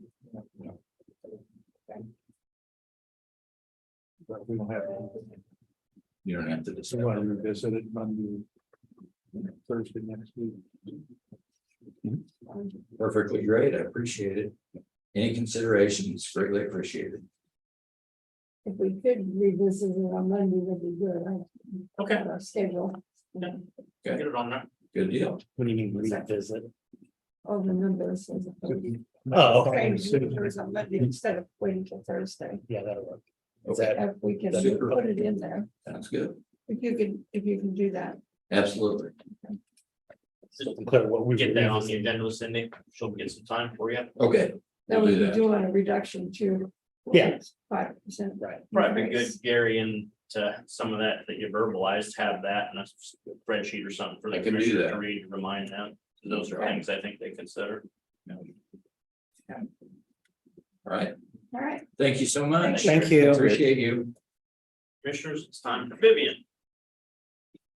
Vivian, I wanted that for you.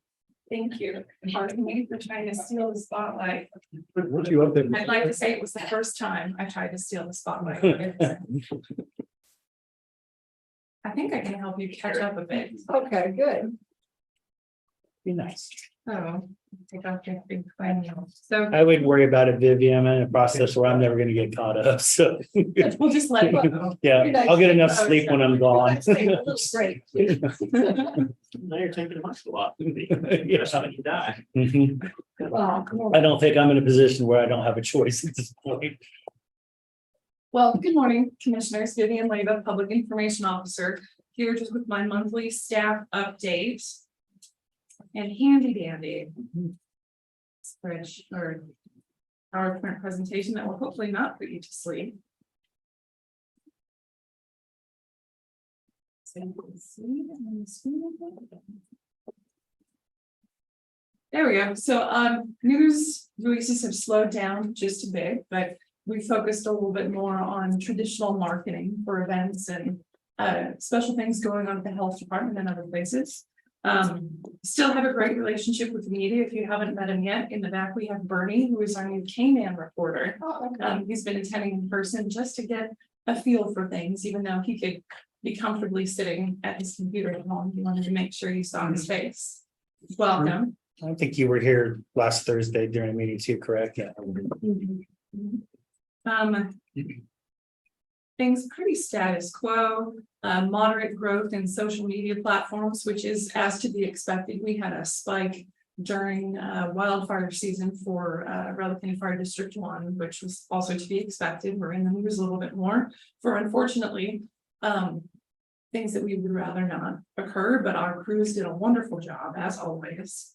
Website use still stays about the same. Driver's license renewal is the most popular page this past month, and this is data from May because that's a complete month. Search terms, which I know is always a favorite. It is marriage season, wedding season, apparently. So 2, 3, 4 of the top 10 searches were some variation on marriage or marriage license, and divorce doesn't appear on the list this time. So give it 6 to 9 months. Maybe 20. I was trying to be optimistic. Maybe I'll start tracking that, the months for divorce spikes versus marriage searches. The 6 to 9 months, I'm gonna go under. Are people crankier in the stress of the holidays and they just say, I've had it?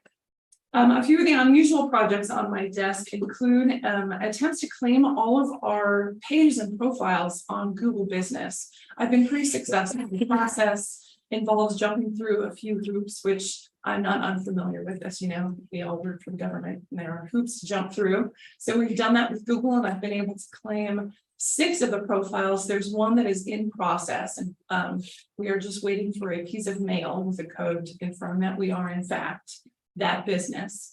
But it really gives us the ability to make sure the hours are correct, that we're uploading information and links that are helpful to the public.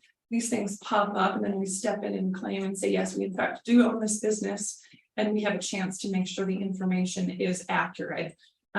So just kind of an extra thing that we go through to make sure the public is getting accurate information about all of our many departments.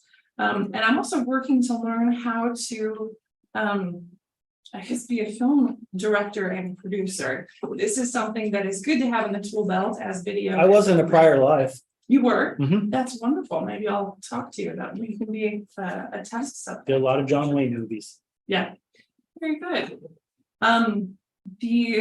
As always, I've been working very closely with the fire district to tell people about their work and also help with recruitment. We've got a few campaigns going on, and one thing that they asked me to do was start filming some of their current volunteers. I attended the big training session they did a couple weeks ago at the former Crestview Church, and we pulled people aside and just asked them about their experiences. We're going to be sharing those short videos, aiming for kind of 30 seconds each. So we're kind of answering one question, and then we'll do a different one next week about why they joined and what their experiences has been and what advice they have for people who are thinking about joining, just to make it more personal and approachable. There are people of all ages, all backgrounds, all skill levels, and there is a role for them on the fire department. You don't have to drive the trucks, but they'll teach you how to drive the trucks if you want to. And that's, I asked every person to drive the truck, but yes, they do, and it's very exciting. I,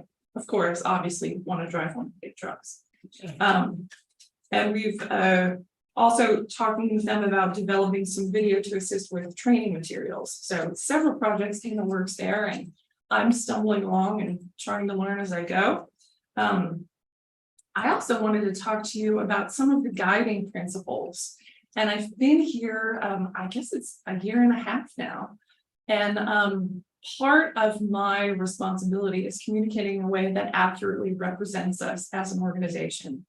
And part of the way that I've tried to do that is to distill the character of the organization. And I have just on a post-it on my computer, these 3 words that hopefully everything that leaves my desk agrees with this. It is helpful, wholesome, and accurate. The type of humor, for example, that a Wendy's would put out on their social media is different than we would share. I feel like the character of our organization is in fact wholesome. That's the kind of, if there's humor to be found, then that is the tone to strike.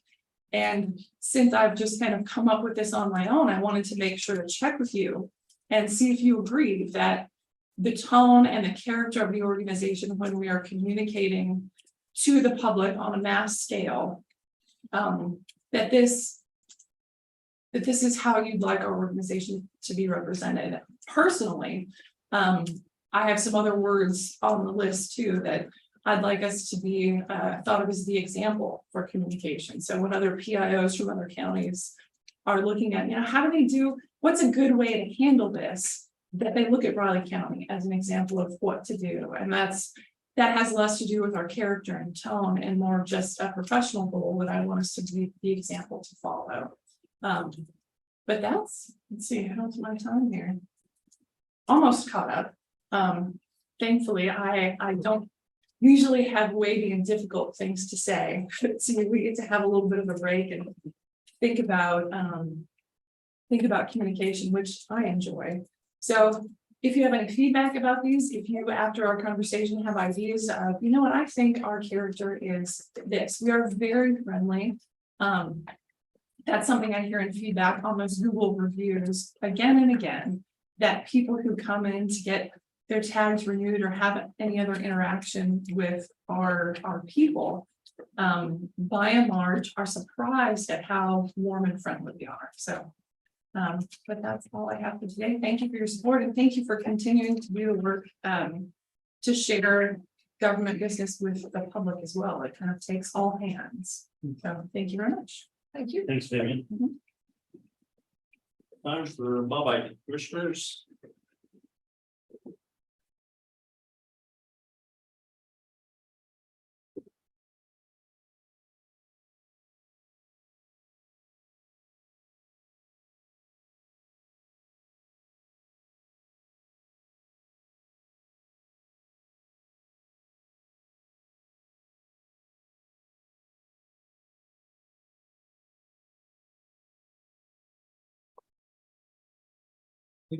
Need a remote. Wake it. I think we need a remote. That's good. You gotta get started sitting there.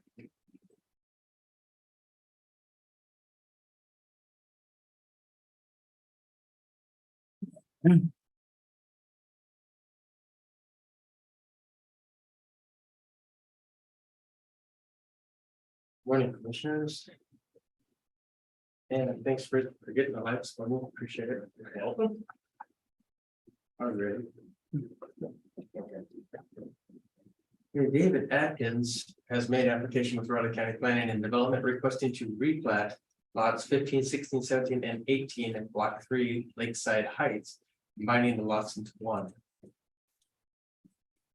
The subject site is generally located at the northeast corner of the intersection of Lakeside Drive and Summit Ridge Drive, Lakeside Heights in Sherman Township. The subject property was platted as lots 15, 16, 17, and 18, Block 3 of Lakeside Heights subdivision in June of 1962. A building permit was issued March 1964 for the residents currently occupying the site. The applicant was intending to connect to and be a part of the proposed rural water benefit district in the area, but found it too cost prohibitive. Thus, in order to meet the area requirements of the sanitary code for a water well, he had to replat the acre mesh lots together into a single lot. The property was zoned A3 single family residential during the 1974 countywide zoning conversion process, then renamed to SF3 single family residential May of 2012. There's no request or requirement to rezone the property as part of this request. The Riley County Fire District number 1 will continue to serve the site. The nearest county fire station is the University Park Fire Station located at 7412 Redbud Drive. The subject site is located within 5 road miles of a fire station and within 1,000 feet of a fire hydrant. This is the final plat illustrating the new orientation and location of the lots boundaries. The property abuts Summit Ridge Drive and Lakeside Drive and directly accesses Summit Ridge Drive. Lakeside Drive is a paved road maintained by the county, while Summit Ridge Drive is a gravel road maintained by the township. The utility easement between the existing lot 15 and lots 16 and 17 shown here in gray will remain. Although there are no utility easements that are in need of vacating, there is a request to vacate the existing building envelope shown on the plat, as building setback requirements are governed by the zoning district and not typically shown on plats. Few pics of the site. This is looking west along the north right of way of line of Summit Ridge Drive, standing near the southeast corner of the subject site. This is the existing cabin occupying the property. Moving west along Summit Ridge Drive, this is another shot. Easier to use. That was Bob. No, that was my computer. Sorry. That's $40 to you. That's fair. Okay. Firm but fair. Computer's bigger than a phone. Difficult time at the counselor's office. I know, right? Moving on. Okay, keep it going forward. Turning west, near the entrance to the property illustrates the undeveloped portion of the site. So there, another shot near the intersection of Summit Ridge Drive and Lakeside Drive. Finally, shot looking across the existing lot 15 and to the more heavily wooded lot 16 in the back. On June 12th, the Riley County Planning Board approved the final plat of Lakeside Heights Unit 6, making a finding that the proposed request is consistent with the Riley County Land Development Regulations and the Sanitary Code. Staff recommends that the Board of County Commissioners acknowledge the approved final plat of Lakeside Heights Unit 6, accepting any easements, rights of way, or licenses as shown to be dedicated on the final plat. That's all I have with this one. If you have any questions, I feel.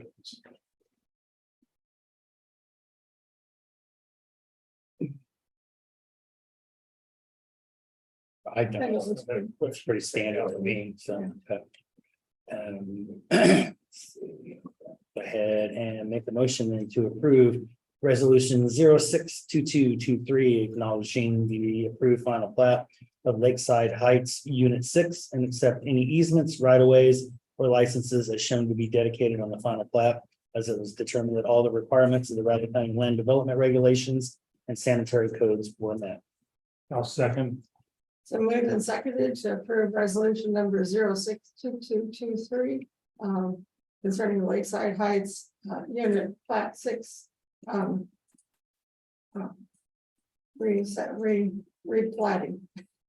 All in favor? Aye. Aye. All three signed, please. I'm assuming there's no, yeah. Sale.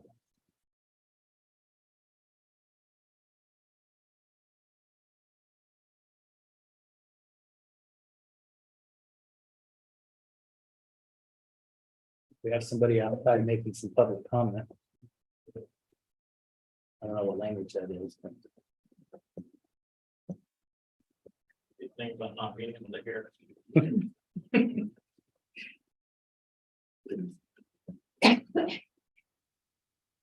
sure it's just not the insulation on the windows. Yeah. Whatever. Thank you. Thank you. Thanks, Bob. Thank you. Yeah.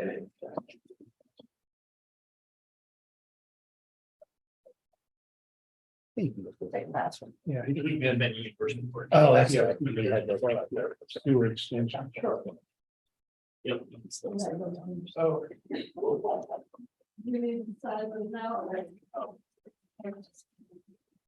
think when they get back, just do it.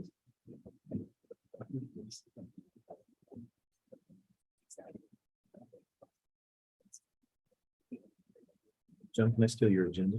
Yeah. Thank you. Yeah, next item's not till 10. So.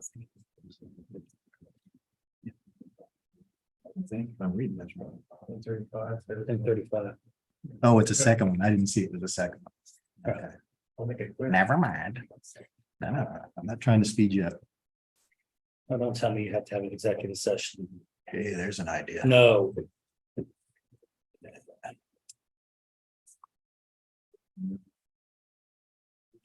Oh, sure. Two rooms. I'm headed there. I have another one. I have another one back out. I'm not gonna do it while we're waiting. Oh, yeah.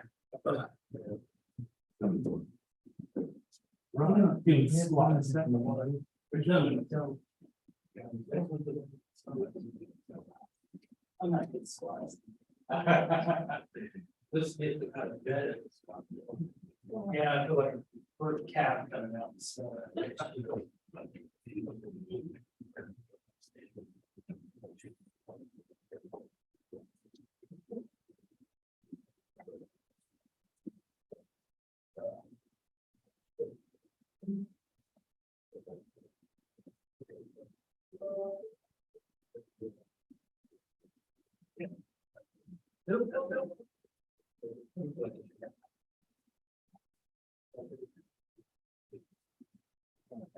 gonna be repetitions.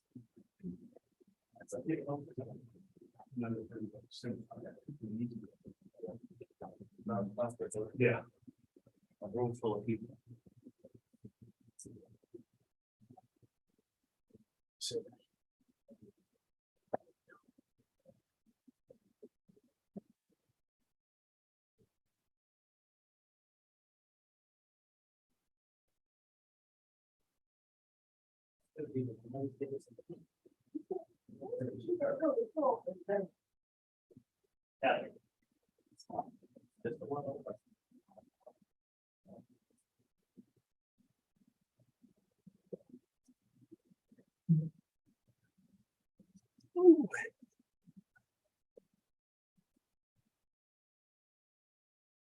I didn't even know until that mistake that my laptop could talk.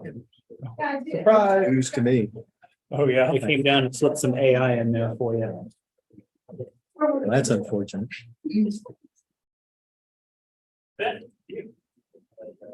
Repeat that process during just a moment. You bet. Mango something sparkly water.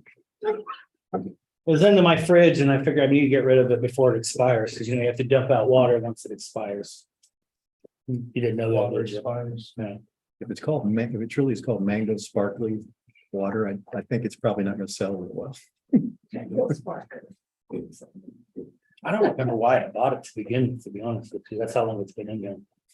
Marketing. Okay. Well, once again, good morning, folks. On behalf of Walnut Grove Land LLC, Albert D. Wood has made application with Raleigh County Planning and Development, requesting approval to replat lot 1 Walnut Grove, together with a portion of contiguous unplatted tract, and expand the existing residential use designator extraneous farmstead over the proposed lot. Well, history, the subject property generally located approximately 780 feet north of William Wood Road on the east side of West 52nd Avenue. The subject site is essentially a 5.7 acre portion of a larger, approximately 40 acre parent tract. The applicant is requesting the expansion of an existing residential use designator extraneous farmstead in conjunction with the expanded platted lot. The site has been zoned AG agricultural district since at least 1974. On May 2nd of last year, the Manhattan Urban Area Planning Board approved the request for a residential use designator extraneous farmstead for lot 1 Walnut Grove. Incidentally, this is the lot 1 we are talking about here. This is the expanded area down here. So when you see this, that's what's happening here. This purple line here just represents the current property line.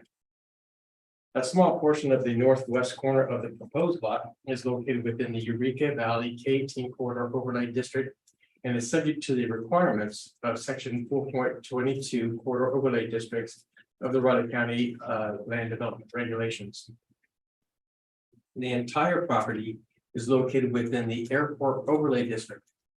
As a reminder, a part of the regulatory changes established with the adoption of the new LDR is the elimination of the N1 airport noise hazard zone in favor of the utilizing the more advanced airport overlay district that the city of Manhattan used. Although the subject property was not directly in the N1 noise zoning district, upon adoption of the new LDR, the subject property was included in the airport overlay district as shown here. The magenta line outlining the blue conical area depicts the boundary of the AOD with the subject property well within it. Portion of the subject property lies within a navigation easement of the Manhattan Regional Airport, which was granted and recorded as of September 24th, 1980. Slightly larger portion of the property lies within the precision instrument runway approach zone for runway 31, shown in green, while the home and the outbuildings are within the transitional surface zone, shown in beige yellow. That portion of the property located within the navigation easement, as shown on the plat, is subject to restrictions of that easement. Lots going on with this tiny little tract, by the way. I was just curious on that with the airport runway expansion. I know that's the main expansion, not the crossway. Right. So that's not going to change anything there in the No. future? Okay, No. just curious. Okay. And so just a small portion of the subject property along the east property line lies within the 0.2% annual chance floodplain. And shown here in the blue hatch. At this time, the 0.2 annual chance floodplain is not included as part of the regulatory floodplain as per the Raleigh County Land Development Regulations. So it's really not an issue. I wanted to point that out to you. Also, according to the most recent Flint Hills Joint Land Use Study, the subject site is located within the land use planning zone here in blue. Officials from Fort Riley have reported that according to the Fort Riley's installation operational noise management plan of 2015, noise sensitive land uses such as housing, schools, medical facilities, etc. are generally acceptable within the LUPZ. And this house has been there quite a while, just to let you know what's happening there. No new lots or homes are being proposed with this request. The subject site is subject to the noise or notice of potential noise impacts from Fort Riley, Kansas military installation and recommended noise attenuation building methods recorded August 17th, 2020 in the Office of the Register of Deeds. The Raleigh County Fire District number 1 will continue to serve the site. The nearest fire station is the Ogden Fire Station located at 500 East Riley Avenue. A City of Manhattan Fire Station is also located north of K-18 east of the airport as a second responder. The subject site is located within 5 road miles of the fire station. And these are the specific criteria for approving a residential designator for the extraneous farmstead. These are found in the land development regulations. This is what the planning board found that the request had met. This is the preliminary plat illustrating the orientation and location of the lot's boundaries, the house and accessory buildings. The subject site directly abuts West 52nd Avenue, a gravel 2-lane local road maintained by the township. There are no new entrances being proposed with this request. As mentioned earlier, the entire property is located within the airport overlay district. Portions of the property are located within the 0.2 annual chance floodplain district and the Eureka Valley K-18 corridor overlay district as shown. Also, a portion of the north end of the property is located within that navigation easement I spoke of earlier. Each of the aforementioned districts and navigation easement have their own development requirements and limitations. Fortunately, the existing buildings are located outside of the corridor overlay district navigation easement and regulatory floodplain. And again, the whole purpose of this was originally, the owner felt if the house would be more marketable if it wasn't attached to several other buildings and quite a bit more land. And it found a prospective buyer that actually wants the outbuildings, to have horses and things like that. So it'd be usable. So he's gone back and including that. It's essentially the push of this request. This is the final plat of the property with no changes from the preliminary. Few pics of the property. This is standing on the right of way of West 52nd Avenue near the southern end of the site, looking north at the existing agricultural building. It's located south of the existing home. There's a full chart, some bins here. An old garage there, possibly use some spiffing up. And the house itself, there's your connection there. There's a driveway going into the house. This is the edge essentially of the current lot going north. And this is the accessory building just north of the house. And the pasture, that's pasture that goes along with that. So on June 8th of this year, Manhattan Urban Area Planning Board approved the final plat of Walnut Grove Unit 2, making the finding that the proposed request is consistent with the Riley County Land Development Regulations, Articles 26-5, 26-8, and 26-9 of the Manhattan Development Code and the Riley County Sanitary Code. Manhattan Urban Area Planning Board also approved the request to expand the existing residential use designator for extraneous farmstead to correspond with the new lot. Staff recommends that the Board of County Commissioners acknowledge the approved final plat of Walnut Grove Unit 2, accepting any easements, rights of way, or licenses as shown to be dedicated on the final plat, as it has been determined that all requirements of the Riley County Land Development Regulations, Articles 26-5, 26-8, and 26-9 of the Manhattan Development Code have been met. If you have any questions for me, that's all I have for this one. Again, fairly straightforward.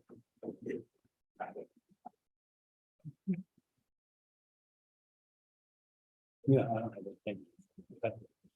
Then we'll go and make a motion to approve resolution 062223, acknowledging the approved final plat of Walnut Grove Unit 2 and accepting the easements, right of ways, licenses as shown to be dedicated on the final plat, as it was determined that all the requirements of the Riley County Land Development Regulations, Articles 26-5, 26-8, and 26-9 of the Manhattan Development Code and the Riley County Sanitary Code have been met. I'll second. It's been moved and seconded to approve resolution number 062223. Approving the final plat of Walnut Grove Unit 2. The easements, rights, right of ways, and all the requirements required by the land development regulations and sanitary codes as presented. All in favor? Aye. Aye. All three sign, please. Mylar to sign as well. I'm sorry to sign it. And we have one more Mylar and one more reason to get up. No, that's not real good for me today. Yeah, I'm getting old, Bob. My body's tired. Don't you feel bad for him? I don't want to hear about how somebody in their forties is getting old. Little Oh, it gets a lot violins, simpler. little violins over here. at least, yeah, Friends like this, who needs friends? I don't even work out. So. I don't know what it is about squats and lunges, man. They just tear me up. Tear me up. Keep on them regular.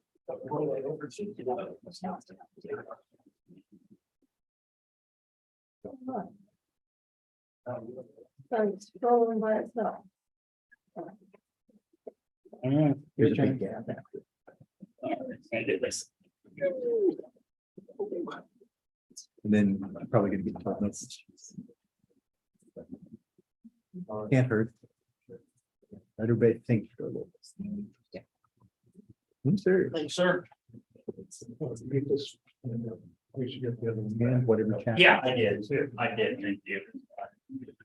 Well, good to see you. Yeah, I can think that way. I forget, you look familiar, I'm bad with names sometimes, so good to see you. Yeah.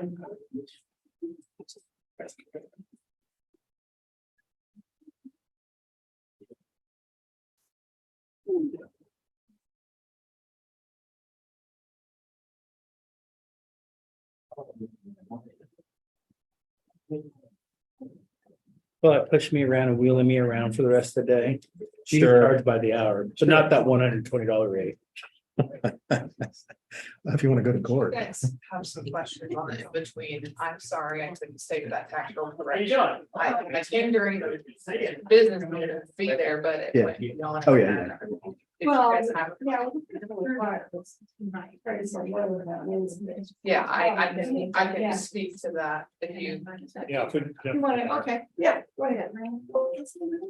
We are, but. Just to respond to the questions that came up, and I was not able to be Yeah. present during that tax roll correction discussion. There was a fire in 2021 on that property. Oh. And so an adjustment was not made prior to valuing 2022 that should have been. The value, the home is being worked on once it's complete, which we anticipate sometime this year it will be, in 24. Will be where it should be, but for 2022, we were not accounting for that damage, the extensive fire damage that needed to be accounted for. It was, I think it was just over $200,000 worth of damage, Yeah. so it Okay. was pretty extensive. And that's why I really wanted to be here, so I apologize, I had to run out. Thank you for coming back. No problem. problem. Thank you, guys. Hey, I'm sure I have another business item that slipped in. Oh, sure. After the agenda that we hadn't gotten to yet, it's a lease agreement for the Shirley property, the Wildcat Creek parking lot, is that correct, Mr. Holman? That is So correct. if I can get a motion on that, Commissioner, I know that staff's been working on that for a while. It's for, There's actually on the Shirley property, it's right outside the entrance to the Wildcat Creek Park. That's where our parking lot has been for many years. And that original lease, there was a change of ownership. And so this allows us to continue to use that as a parking lot. That's So it. that's Wildcat Creek, it's not Keats Park. Right. Right. Oh, okay. I was Yeah. confused I'm with sorry. I those didn't. two. Yeah. No, Yeah. it's not part of Keats. Okay, No. because I was thinking that's what we were working on. Okay, good. Nope. okay. So I make a motion to approve the lease contract with Jeff Shirley. Jeff Shirley for Wildcat Creek in the parking lot. I'll second. So moved and seconded to accept the lease agreement between Jeff Shirley and the county on the Wildcat Creek parking lot. All in favor? All right. Also bears the approval of Marvin Heckmeister on there. He's the title owner of the property. Okay. Yeah. Maybe still owns property out there. I mean, gave it up. I told this landowner that Greg McHenry and I hunted turkeys there for Oh, a while. I had to go out and pass an interview. It wasn't phrased that way, but I think that's what was going on. did he run? Did you have to? No, he would have smoked me. Yeah. No way. I wouldn't challenge. I still wouldn't challenge. Yeah. There's no way. There's a very small percentage that could. Of any age and any denomination. Told me one time that he had been advised to get his knees replaced. And when he found out he couldn't run, he said, no, so he's been running all these years. Gee, it's kind of a balance on the knees. Sometimes that helps, sometimes it doesn't. So you can't run those, that's for sure. Know that one.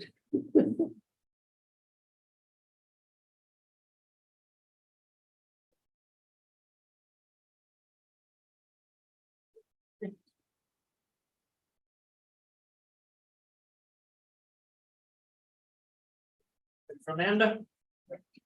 Yes. Good morning, Commissioners. Amanda Webb, Planning Director, here with my monthly comprehensive plan update. I'm a few days early, as I will be out next week, so wanted to still make sure to have an update before you folks, so wanted just schedule a little bit early this month. So looking at the memo, as usual, my first 3 paragraphs are the same as they always are, just to kind of keep some reminders in there, both for you folks and anybody else who's picking this up as we go along. So a few updates with a few of the things that we've been working on the past month or since the last time we talked to you about this. On the comprehensive plan committee, I have listed out everybody who has graciously committed to being on the committee. And I'm very excited that there's a wide variety and diversity of people. So with these sorts of plans, it's really best to have as many folks as possible, as many perspectives as possible. So I'm really glad that we were able to get these folks on board from these different organizations, some public, some private, different things like that. We did speak at our last meeting about the committee itself and how we wanted to go about appointing that.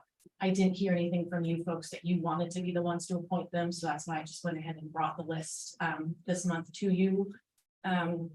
As always, if you have anybody else you can think of, please let me know. I did send out another email this morning with probably another half a dozen names, keep thinking more people. And I've already gotten 1 response, so she is not on this list. That is Natalie Gordon. She will also be on our committee here, so I'm happy for that. So right now we stand at about 25, which is a really great number. As we talked about, we're going to do the subcommittees because getting large amounts of people in one room is a little challenging sometimes, doesn't always work out to get a lot handled. But also speaking of having such a large group, it's also very difficult to get everybody on the same page with the meeting date. So likely, which is perfectly fine because I want these folks involved, I'm going to have a couple of different initial meetings, basically kickoff meetings, if you will. I'm going to have one in the evening and one in the daytime. Some people are like, no, I need to do night. Other people are like, nope, I'm not doing night. So it just became easier to do a couple different meetings. It would be fantastic and wonderful to have everybody in the same room for this initial meeting, but then we're probably not going to have it until November. So it just was better to just divide and conquer for now. And then my intention at these first meetings with these folks, kind of talk about the schedule moving forward, both with meetings, the time frame for all of that, what works for folks, and also basically how long I expect them or would like them to be involved, if you will, how often, that sort of thing. And again, an overall schedule of the plan moving forward as well, the plan update, I should say. So we should have our initial meetings mid-July. I think I have one. I'll have to look at the list again, but I believe I have a date that works the week of the 10th and works the week of the 17th. So again, I'm going to have a couple, one in the evening, one in the daytime, to make sure I can get, and I think doing that, I can get everybody. So I'll have to go back over my doodle poll, but I think doing that, I'm able to get everybody that's on the list. So let's see what else do we see about the committee. I've also reached out to department heads of the committees or of the departments that we have listed there. I envision that all of them in some manner that I'm still kind of figuring out will be involved, or some sort of input or whatnot in this this update. I've received a lot of great responses. Well, there's still a couple I'm waiting to hear from, but I'm sure they'll be more than happy to help out as well.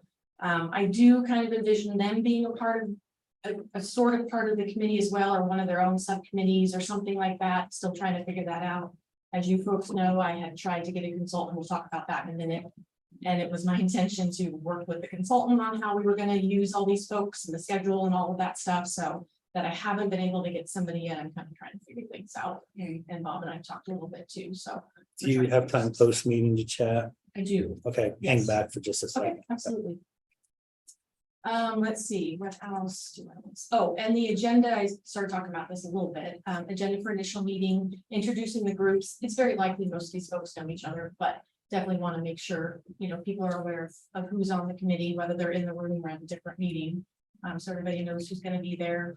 Want to talk about what we have already done, what staff has already done to kind of prepare for the update. and then what we've done kind of behind the scenes to pave the way. Of course, explain what I would like the group to accomplish and kind of the time frame that we're looking at, because of course, that's a big one for people. They want to know, fair enough, they want to know how much of a commitment that this is going to be, and I completely understand that. So that's definitely a big topic that we'll cover those first meetings. Discussing the subcommittees that we'll talk about in just a second. And then, like I said, establishing the meeting schedule moving forward, the timing and frequency of all of that. Did you have a question, John? I see you kind of. I'm just looking through the, Okay. Subcommittees, and we have talked about this a little bit before, and you know, do recall that these can be fluid. This is just what I'm thinking right now at this point. That doesn't mean they can't change. We can't add to them. I think, you know, once we have our initial committee discussions, that really will kind of tell us, you know, what categories we might want to be looking at, if these work, or if we want to look at other ones or more or whatnot. So I have housing, agriculture, parks and rec, economic development, infrastructure. That's of course all of your transportation, utilities, schools, emergency services, and then health. As you know, we adopted a master food plan. I think that was in 2021 at this point. My years blur together. We previously adopted a master food plan, and we definitely want to think about how we can incorporate some of that in there. Water, sewer, and we all know that the health department does a lot of work with their own kind of policies, their own kind of plans, reaching out to the public. So they probably have some good input and information that we might be able to do as well. So I think one of the other items that needs to be included in that health specifically is mental health. yeah, that's a good one. Include that one for health as well. Yeah, so you see, I have other health items. I figured that would, but this one's well outside of the scope of just regular related items, in my opinion. Sure. Yeah, and again, the health department is one of the departments that I've reached out to, so they'll definitely be involved with some of these discussions and how all of that can or should be done. So before we go on, any questions or comments or thoughts on the committee itself? So hopefully with my next update with you folks at the end of July, I'll have had at least one meeting, maybe two, and I'll have some information to share from there. So excited for that. Consultant assistance, as we have talked about before, I issued my RFQ and I have an abbreviated list of basically the scope of work that I had originally asked for in that RFQ for consultant assistance. I didn't get any responses. Unfortunately, I sent it to about a dozen firms, and a couple of them did respond. They just didn't have the bandwidth, didn't have the staff to do it, which I, appreciate them letting me know. So I have been in contact with a couple folks, and I might have mentioned this already, but a couple folks from K-State, their community planning program. And we're going to see if it works out for them or some of their students to help us with aspects of this. Probably things like the public outreach, compiling, that the input we receive, facilitating that sort of stuff. So we're still in talks about that. Nothing has been set in stone. We need to make sure, of course, for what they can help us with or what they're able to help us with, and then timing. Of course, if the timing doesn't work out, we'll have to kind of keep looking at that. So just researching other options, because I still really believe at the very least, it would be very valuable for us to have somebody that's not county staff to facilitate both our committee meetings as well as our public outreach and engagement. Obviously, we will be heavily involved, as the planning department, but I really think it would be good to have a third party, if you will, be the one to kind of, again, facilitate these meetings and, get the conversations going without it necessarily being county staff and maybe it's seeming like we're leading conversations, or if that makes sense. So that's kind of what I'm hoping for. At the very least, I can get help with at this point. So the other things would be fantastic, but I feel the facilitation and coordination is the most important. So hopefully with our July update, I'll have a little bit more information on that one as well. I won't, of course, have assistance for our first committee meetings in July, but that's okay. We'll make it work. So I really want to get things going. So Any questions or comments on that section?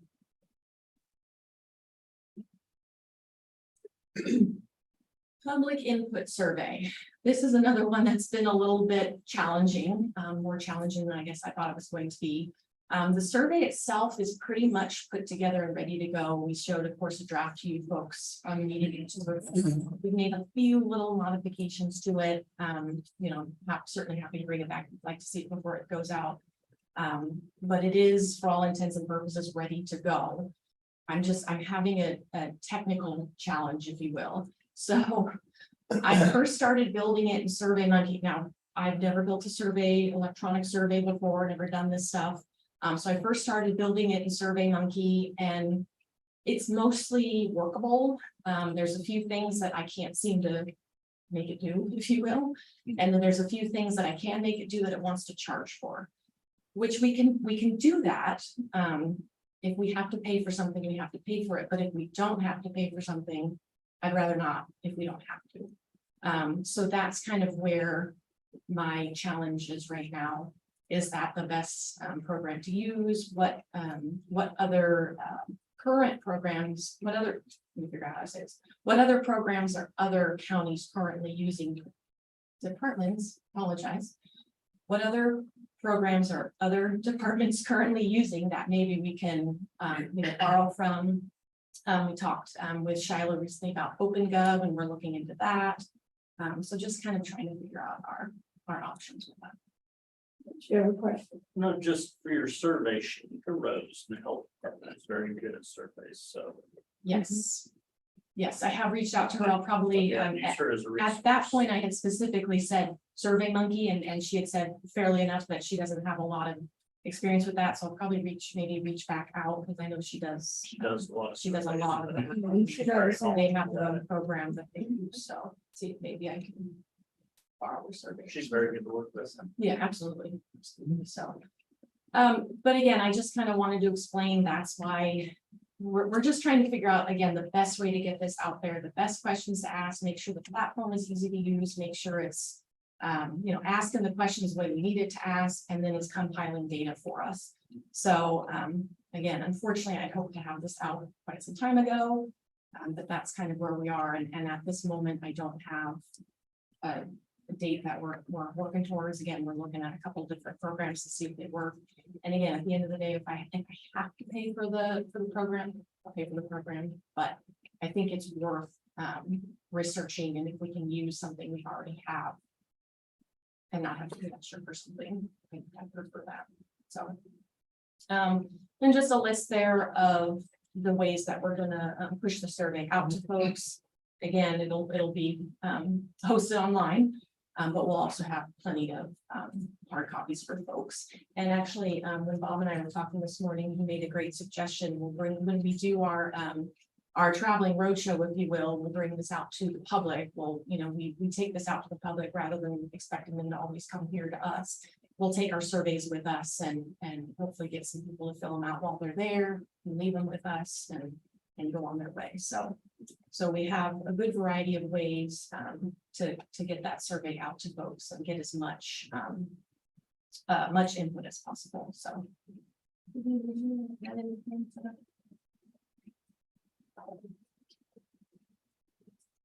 No, nothing really to add, but we wanted to make sure that we weren't just allowing people to self-select, that we were hopefully reaching a good cross-section of our residents, and this mailing postcards to addresses, and also providing means for people to fill it out via paper if they prefer. They can contact the office and get a paper copy if they prefer to do that, and filling it out digitally. So hopefully we are representing accurately the entirety of the people who live in Riley County, instead of just the few who would come across it and take the time to do it. So we'll do our best to do that. We can't guarantee certainly that people will think, yes, I do want to take 10 minutes of my life and talk about land use in Riley County, but by golly, we're going to try. So Yeah, just so it's fairly succinct and short. The surveys really, it's hard to get people to respond. It's, pages long, so that's. It is, but we do need a lot from them. Sure. We need them to think about it and give as much input as they can, but we'll try not to bombard them. They'll either think it's too long, too short, or you misrepresented something. And that's gonna happen. There is that. Guaranteed, no matter what you do. He's just trying to be a ray of gloom in your otherwise sunshiny life, so. Thank you. No, we're having reasonable expectations, certainly, but, trying to get as many voices as possible. Let's see, so any questions or comments on the survey itself? Mark? I know you're excited. Oh, yes. Yes. It's anonymous, it's okay. So, and then a couple other things that we have accomplished these last few weeks. We have got IT set us up a specific email address, complaint@rileycountyks.gov. That comes to me right now, probably as we go, might go to a couple other people as well, but at least it's a specific email address. It'll be on our website. So if people want to make a comment or ask a question or anything having to do with the comp plan, they can shoot an email to that. Not that they can't email me, but at least then I know it's probably specific to the comp plan and doesn't get lost in my regular inbox. And then Vivian also set up our listserv. That's something else that we'll have available on our website so people can sign up basically for updates, and we'll just send emails with here's what we got done, or here's what's coming up, there's a public meeting coming up, things like that, just to keep people aware of what we're doing, what we've done, what we're doing, and maybe what's coming up. So that's a couple other things that we've been working on. So next update, Monday the 24th at 9:40 a.m. That's my regular time again. And again, I'm hoping I'll have a lot more great info to share with you. So any questions, thoughts? Chat with you about it. Absolutely. Yep. Okay. All right. Thank Thank you.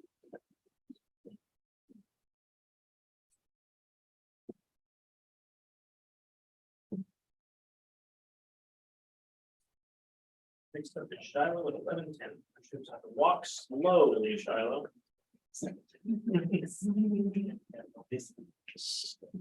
45 seconds. Cool necklace. Nice and bright. Yeah, you look good in that. I would.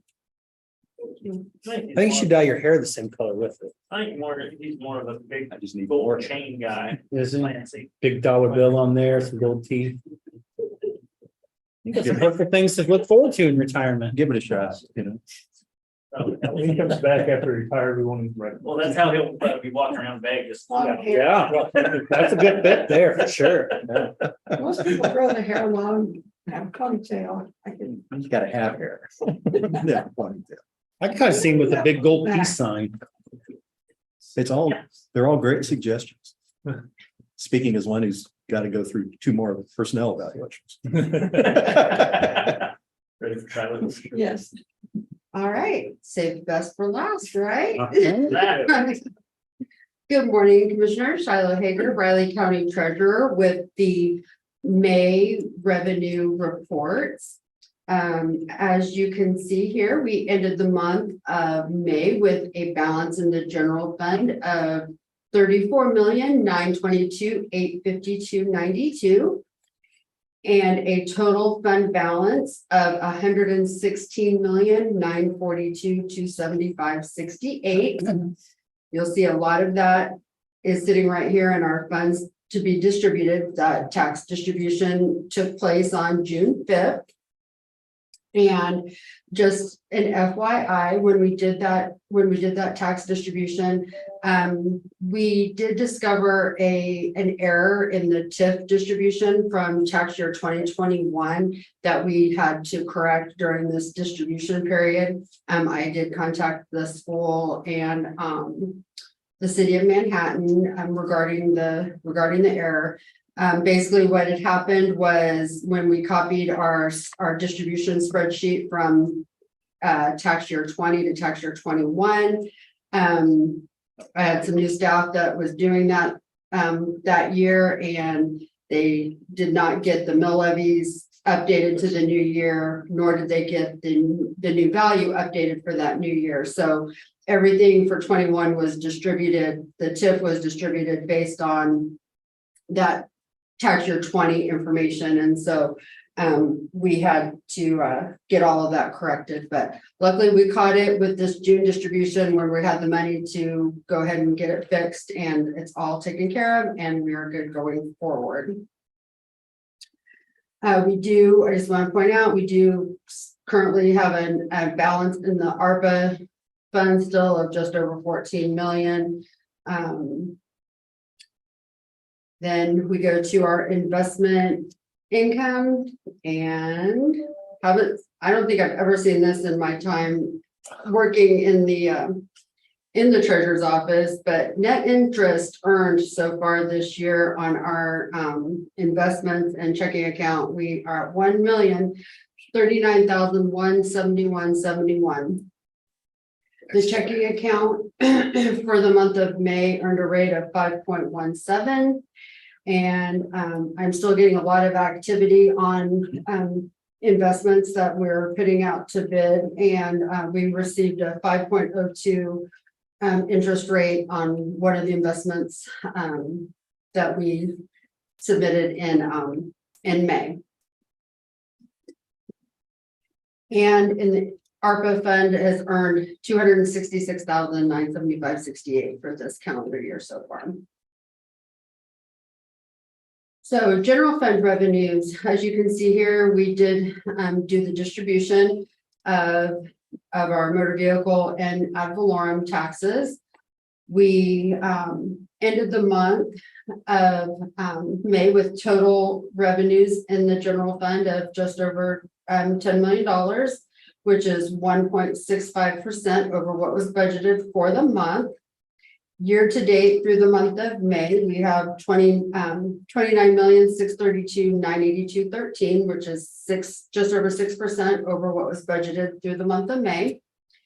The 6,197.60 transfer in, that is the motor vehicle transfer. So that was the balance that was remaining in the motor vehicle fund that statutorily I'm required to transfer to the general fund by the end of May, which I did.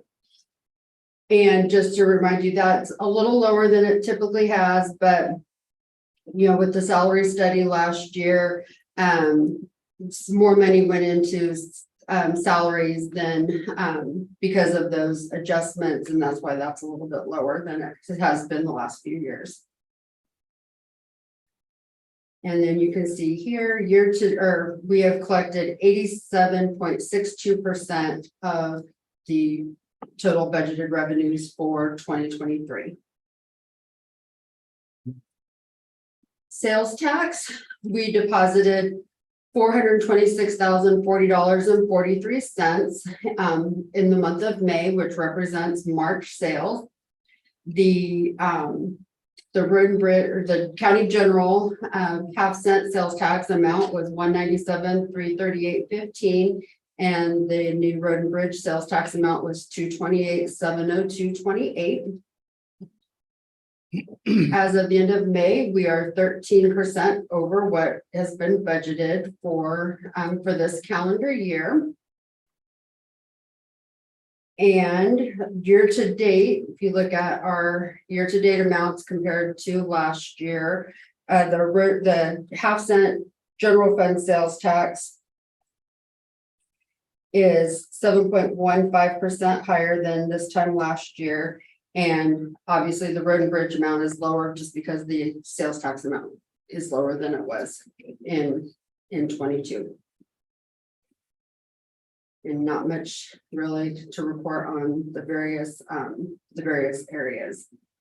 This once again shows you your breakdown of how those sales tax dollars are distributed amongst the county and the various cities. At the end of June, I believe it's with the June 30th AP run, we will be making our first distribution to the small cities. The total amount that's going to those 4 cities is just over $47,000. And I have reached out to all 4 cities to let them know that it is coming via ACH and for them to be watching for it. And I did send them a report showing what their amounts were going to be. So May, like I said, was March sales, so that ended our first quarter with the new sales tax. Any questions about any of that? No. Okay. Thanks for all the analysis you did on this, and those agreements were put together. My pleasure. I spoke to Ogden last night and they were very, very happy with the process so far. It's been Good. good to work with. And and I think I already mentioned we did do the June distribution. I did run an abstract this morning, and as of today, we were since we finished second half tax collections, we're sitting at 2.70% as outstanding for the 2022 tax roll, which if we're usually under 3%, so we're good there. Delinquent notices did go out, so we are getting quite a few payments still coming in. We will be sending out sheriff warrants for the second half personal property taxes that have not yet been paid. We send out the delinquent notice, and then 14 days later, we have to send out the sheriff warrant. And then real estate will be published in the paper in August. Personal property gets published in the paper in October, and those warrants get turned over to district court in October. I did attend the Kansas County Treasurers Association meeting last week. It was here in Manhattan. Everybody had a fabulous time. The group really likes coming to Manhattan. So our certification class was on Wednesday, and 2 of our very own Riley County staff were presenters. Elizabeth presented on the life cycle of an employee, talked about retention and the performance process, and it was very well received by the treasurers. And then Vivian presented in the afternoon on the First Amendment auditor training. Was very interesting, and once again the treasurers really enjoyed the presentation, and there's a lot of good conversation to be had. We visited the car museum as one of our outings that in the evening, which as treasurers and my office in particular, we worked really hard with the museum on getting titles and all those vehicles, and getting to actually see them was a treat. We had Highway Patrol come and speak with us, and we also had the state come and speak with us. And just to let you know, our motor vehicle system has been a little temperamental the last few days, to say the least. So I just ask the public to continue to be patient with us. It's really out of our control, and when it goes up and down, but we're fighting through, and my staff keeps smiling. That's about all we can do right now. So other than that, I think that's all I've got for you this month. Do you have any questions for me or anything? Oh, and Catherine also came and spoke to the treasurers, gave us a thank you for coming to Riley County. I didn't want to leave you out, Catherine. No. All right. Well, thank you very much. Thanks, Charlotte. Thanks, Charlotte. On the sales tax number, I think it shows how we had the discussion of the 0.2 or 0.25, how the 0.2 is generating more than what we were collecting with the 0.5, even if you subtract out what's going to the small city. Yeah. So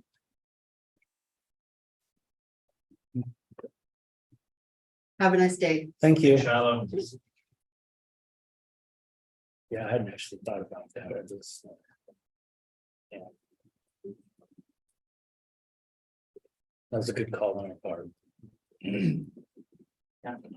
Small things. We skipped over several. Business thing. Yeah. Yeah, the minutes and- We got the minutes and tentative and press, and I got a couple other things on top of that. Okay. Have the minutes, the commissioners. Okay, Fine with me. Go ahead and make a motion to Approve the minutes as written from the June 15th meeting of the Riley County Commission. I'll second. So moved and seconded to approve the minutes from the June 15th meeting as presented. All in favor? Aye. Now, tentative agendas, commissioners. I've got one item there on the 29th. Mhm. Maybe it's in progress or works. I just haven't seen it on there yet, but seeing as the North County Ambulance Facility is in Leonardville, I think it would be appropriate to have David or somebody from EMS come up and give an update and kind of go through the timeline Yeah. the rest of the way through. That would be good. Yeah. You got it. Figured I'd mention it now. Yeah. Time to- Give us some time to. Let's move it.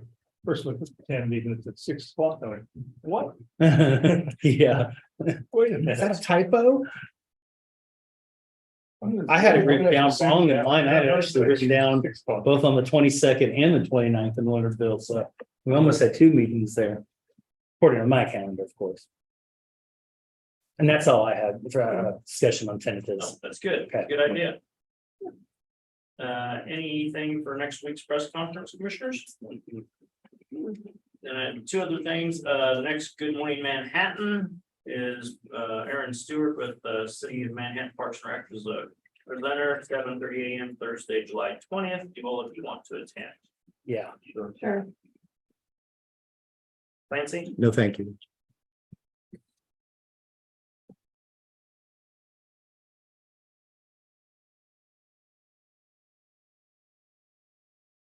Also, coming up July 10th is when is typically scheduled. And I know Catherine was wanting to have a county officials meeting. 3 departments, we had department head meeting yesterday, 3 departments, that is not good for, and I suggested moving it to August, if that's okay with the board, or if we are going to have one, have it in August, because 3 of them have one of their training exercises here in town, so it's The active violence. yeah, active violence training. I couldn't think of the term. That is correct. So maybe Okay. in August, if the commissioners have a topic, I did tell the updated department heads on budget, but then also told them in the future, I think the commission want to kind of focus on getting together and doing some strategic planning on facilities and that type of thing in the future. And then maybe a retreat early next year has been discussed. So I just kind of let them know that that's on a priority list for the board.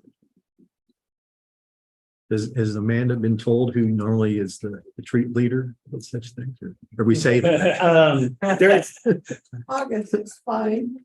don't worry about that at the moment. That'll be still. I've brought this up and I've got some work to do to lay out some details, and it may not go that direction in the past. Yeah, August. is fine. Exactly. I'm understanding of where we're at in staff and everything, so I'm thinking outside the box on a few of those. That's all I have, commissioners. I don't have anything else. My brain and body's still shot today.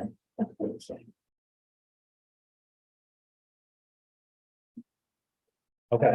Okay. You let yourself wide open, I'll leave. It's just I don't know if it's just having Monday off and it just all exploded at once, that the last 2 days have been different. So I guess with that in mind, then I'll go ahead and make a motion to adjourn the June 22nd meeting of the Riley County Commission. I'll second. It's been moved and seconded to adjourn the June 22nd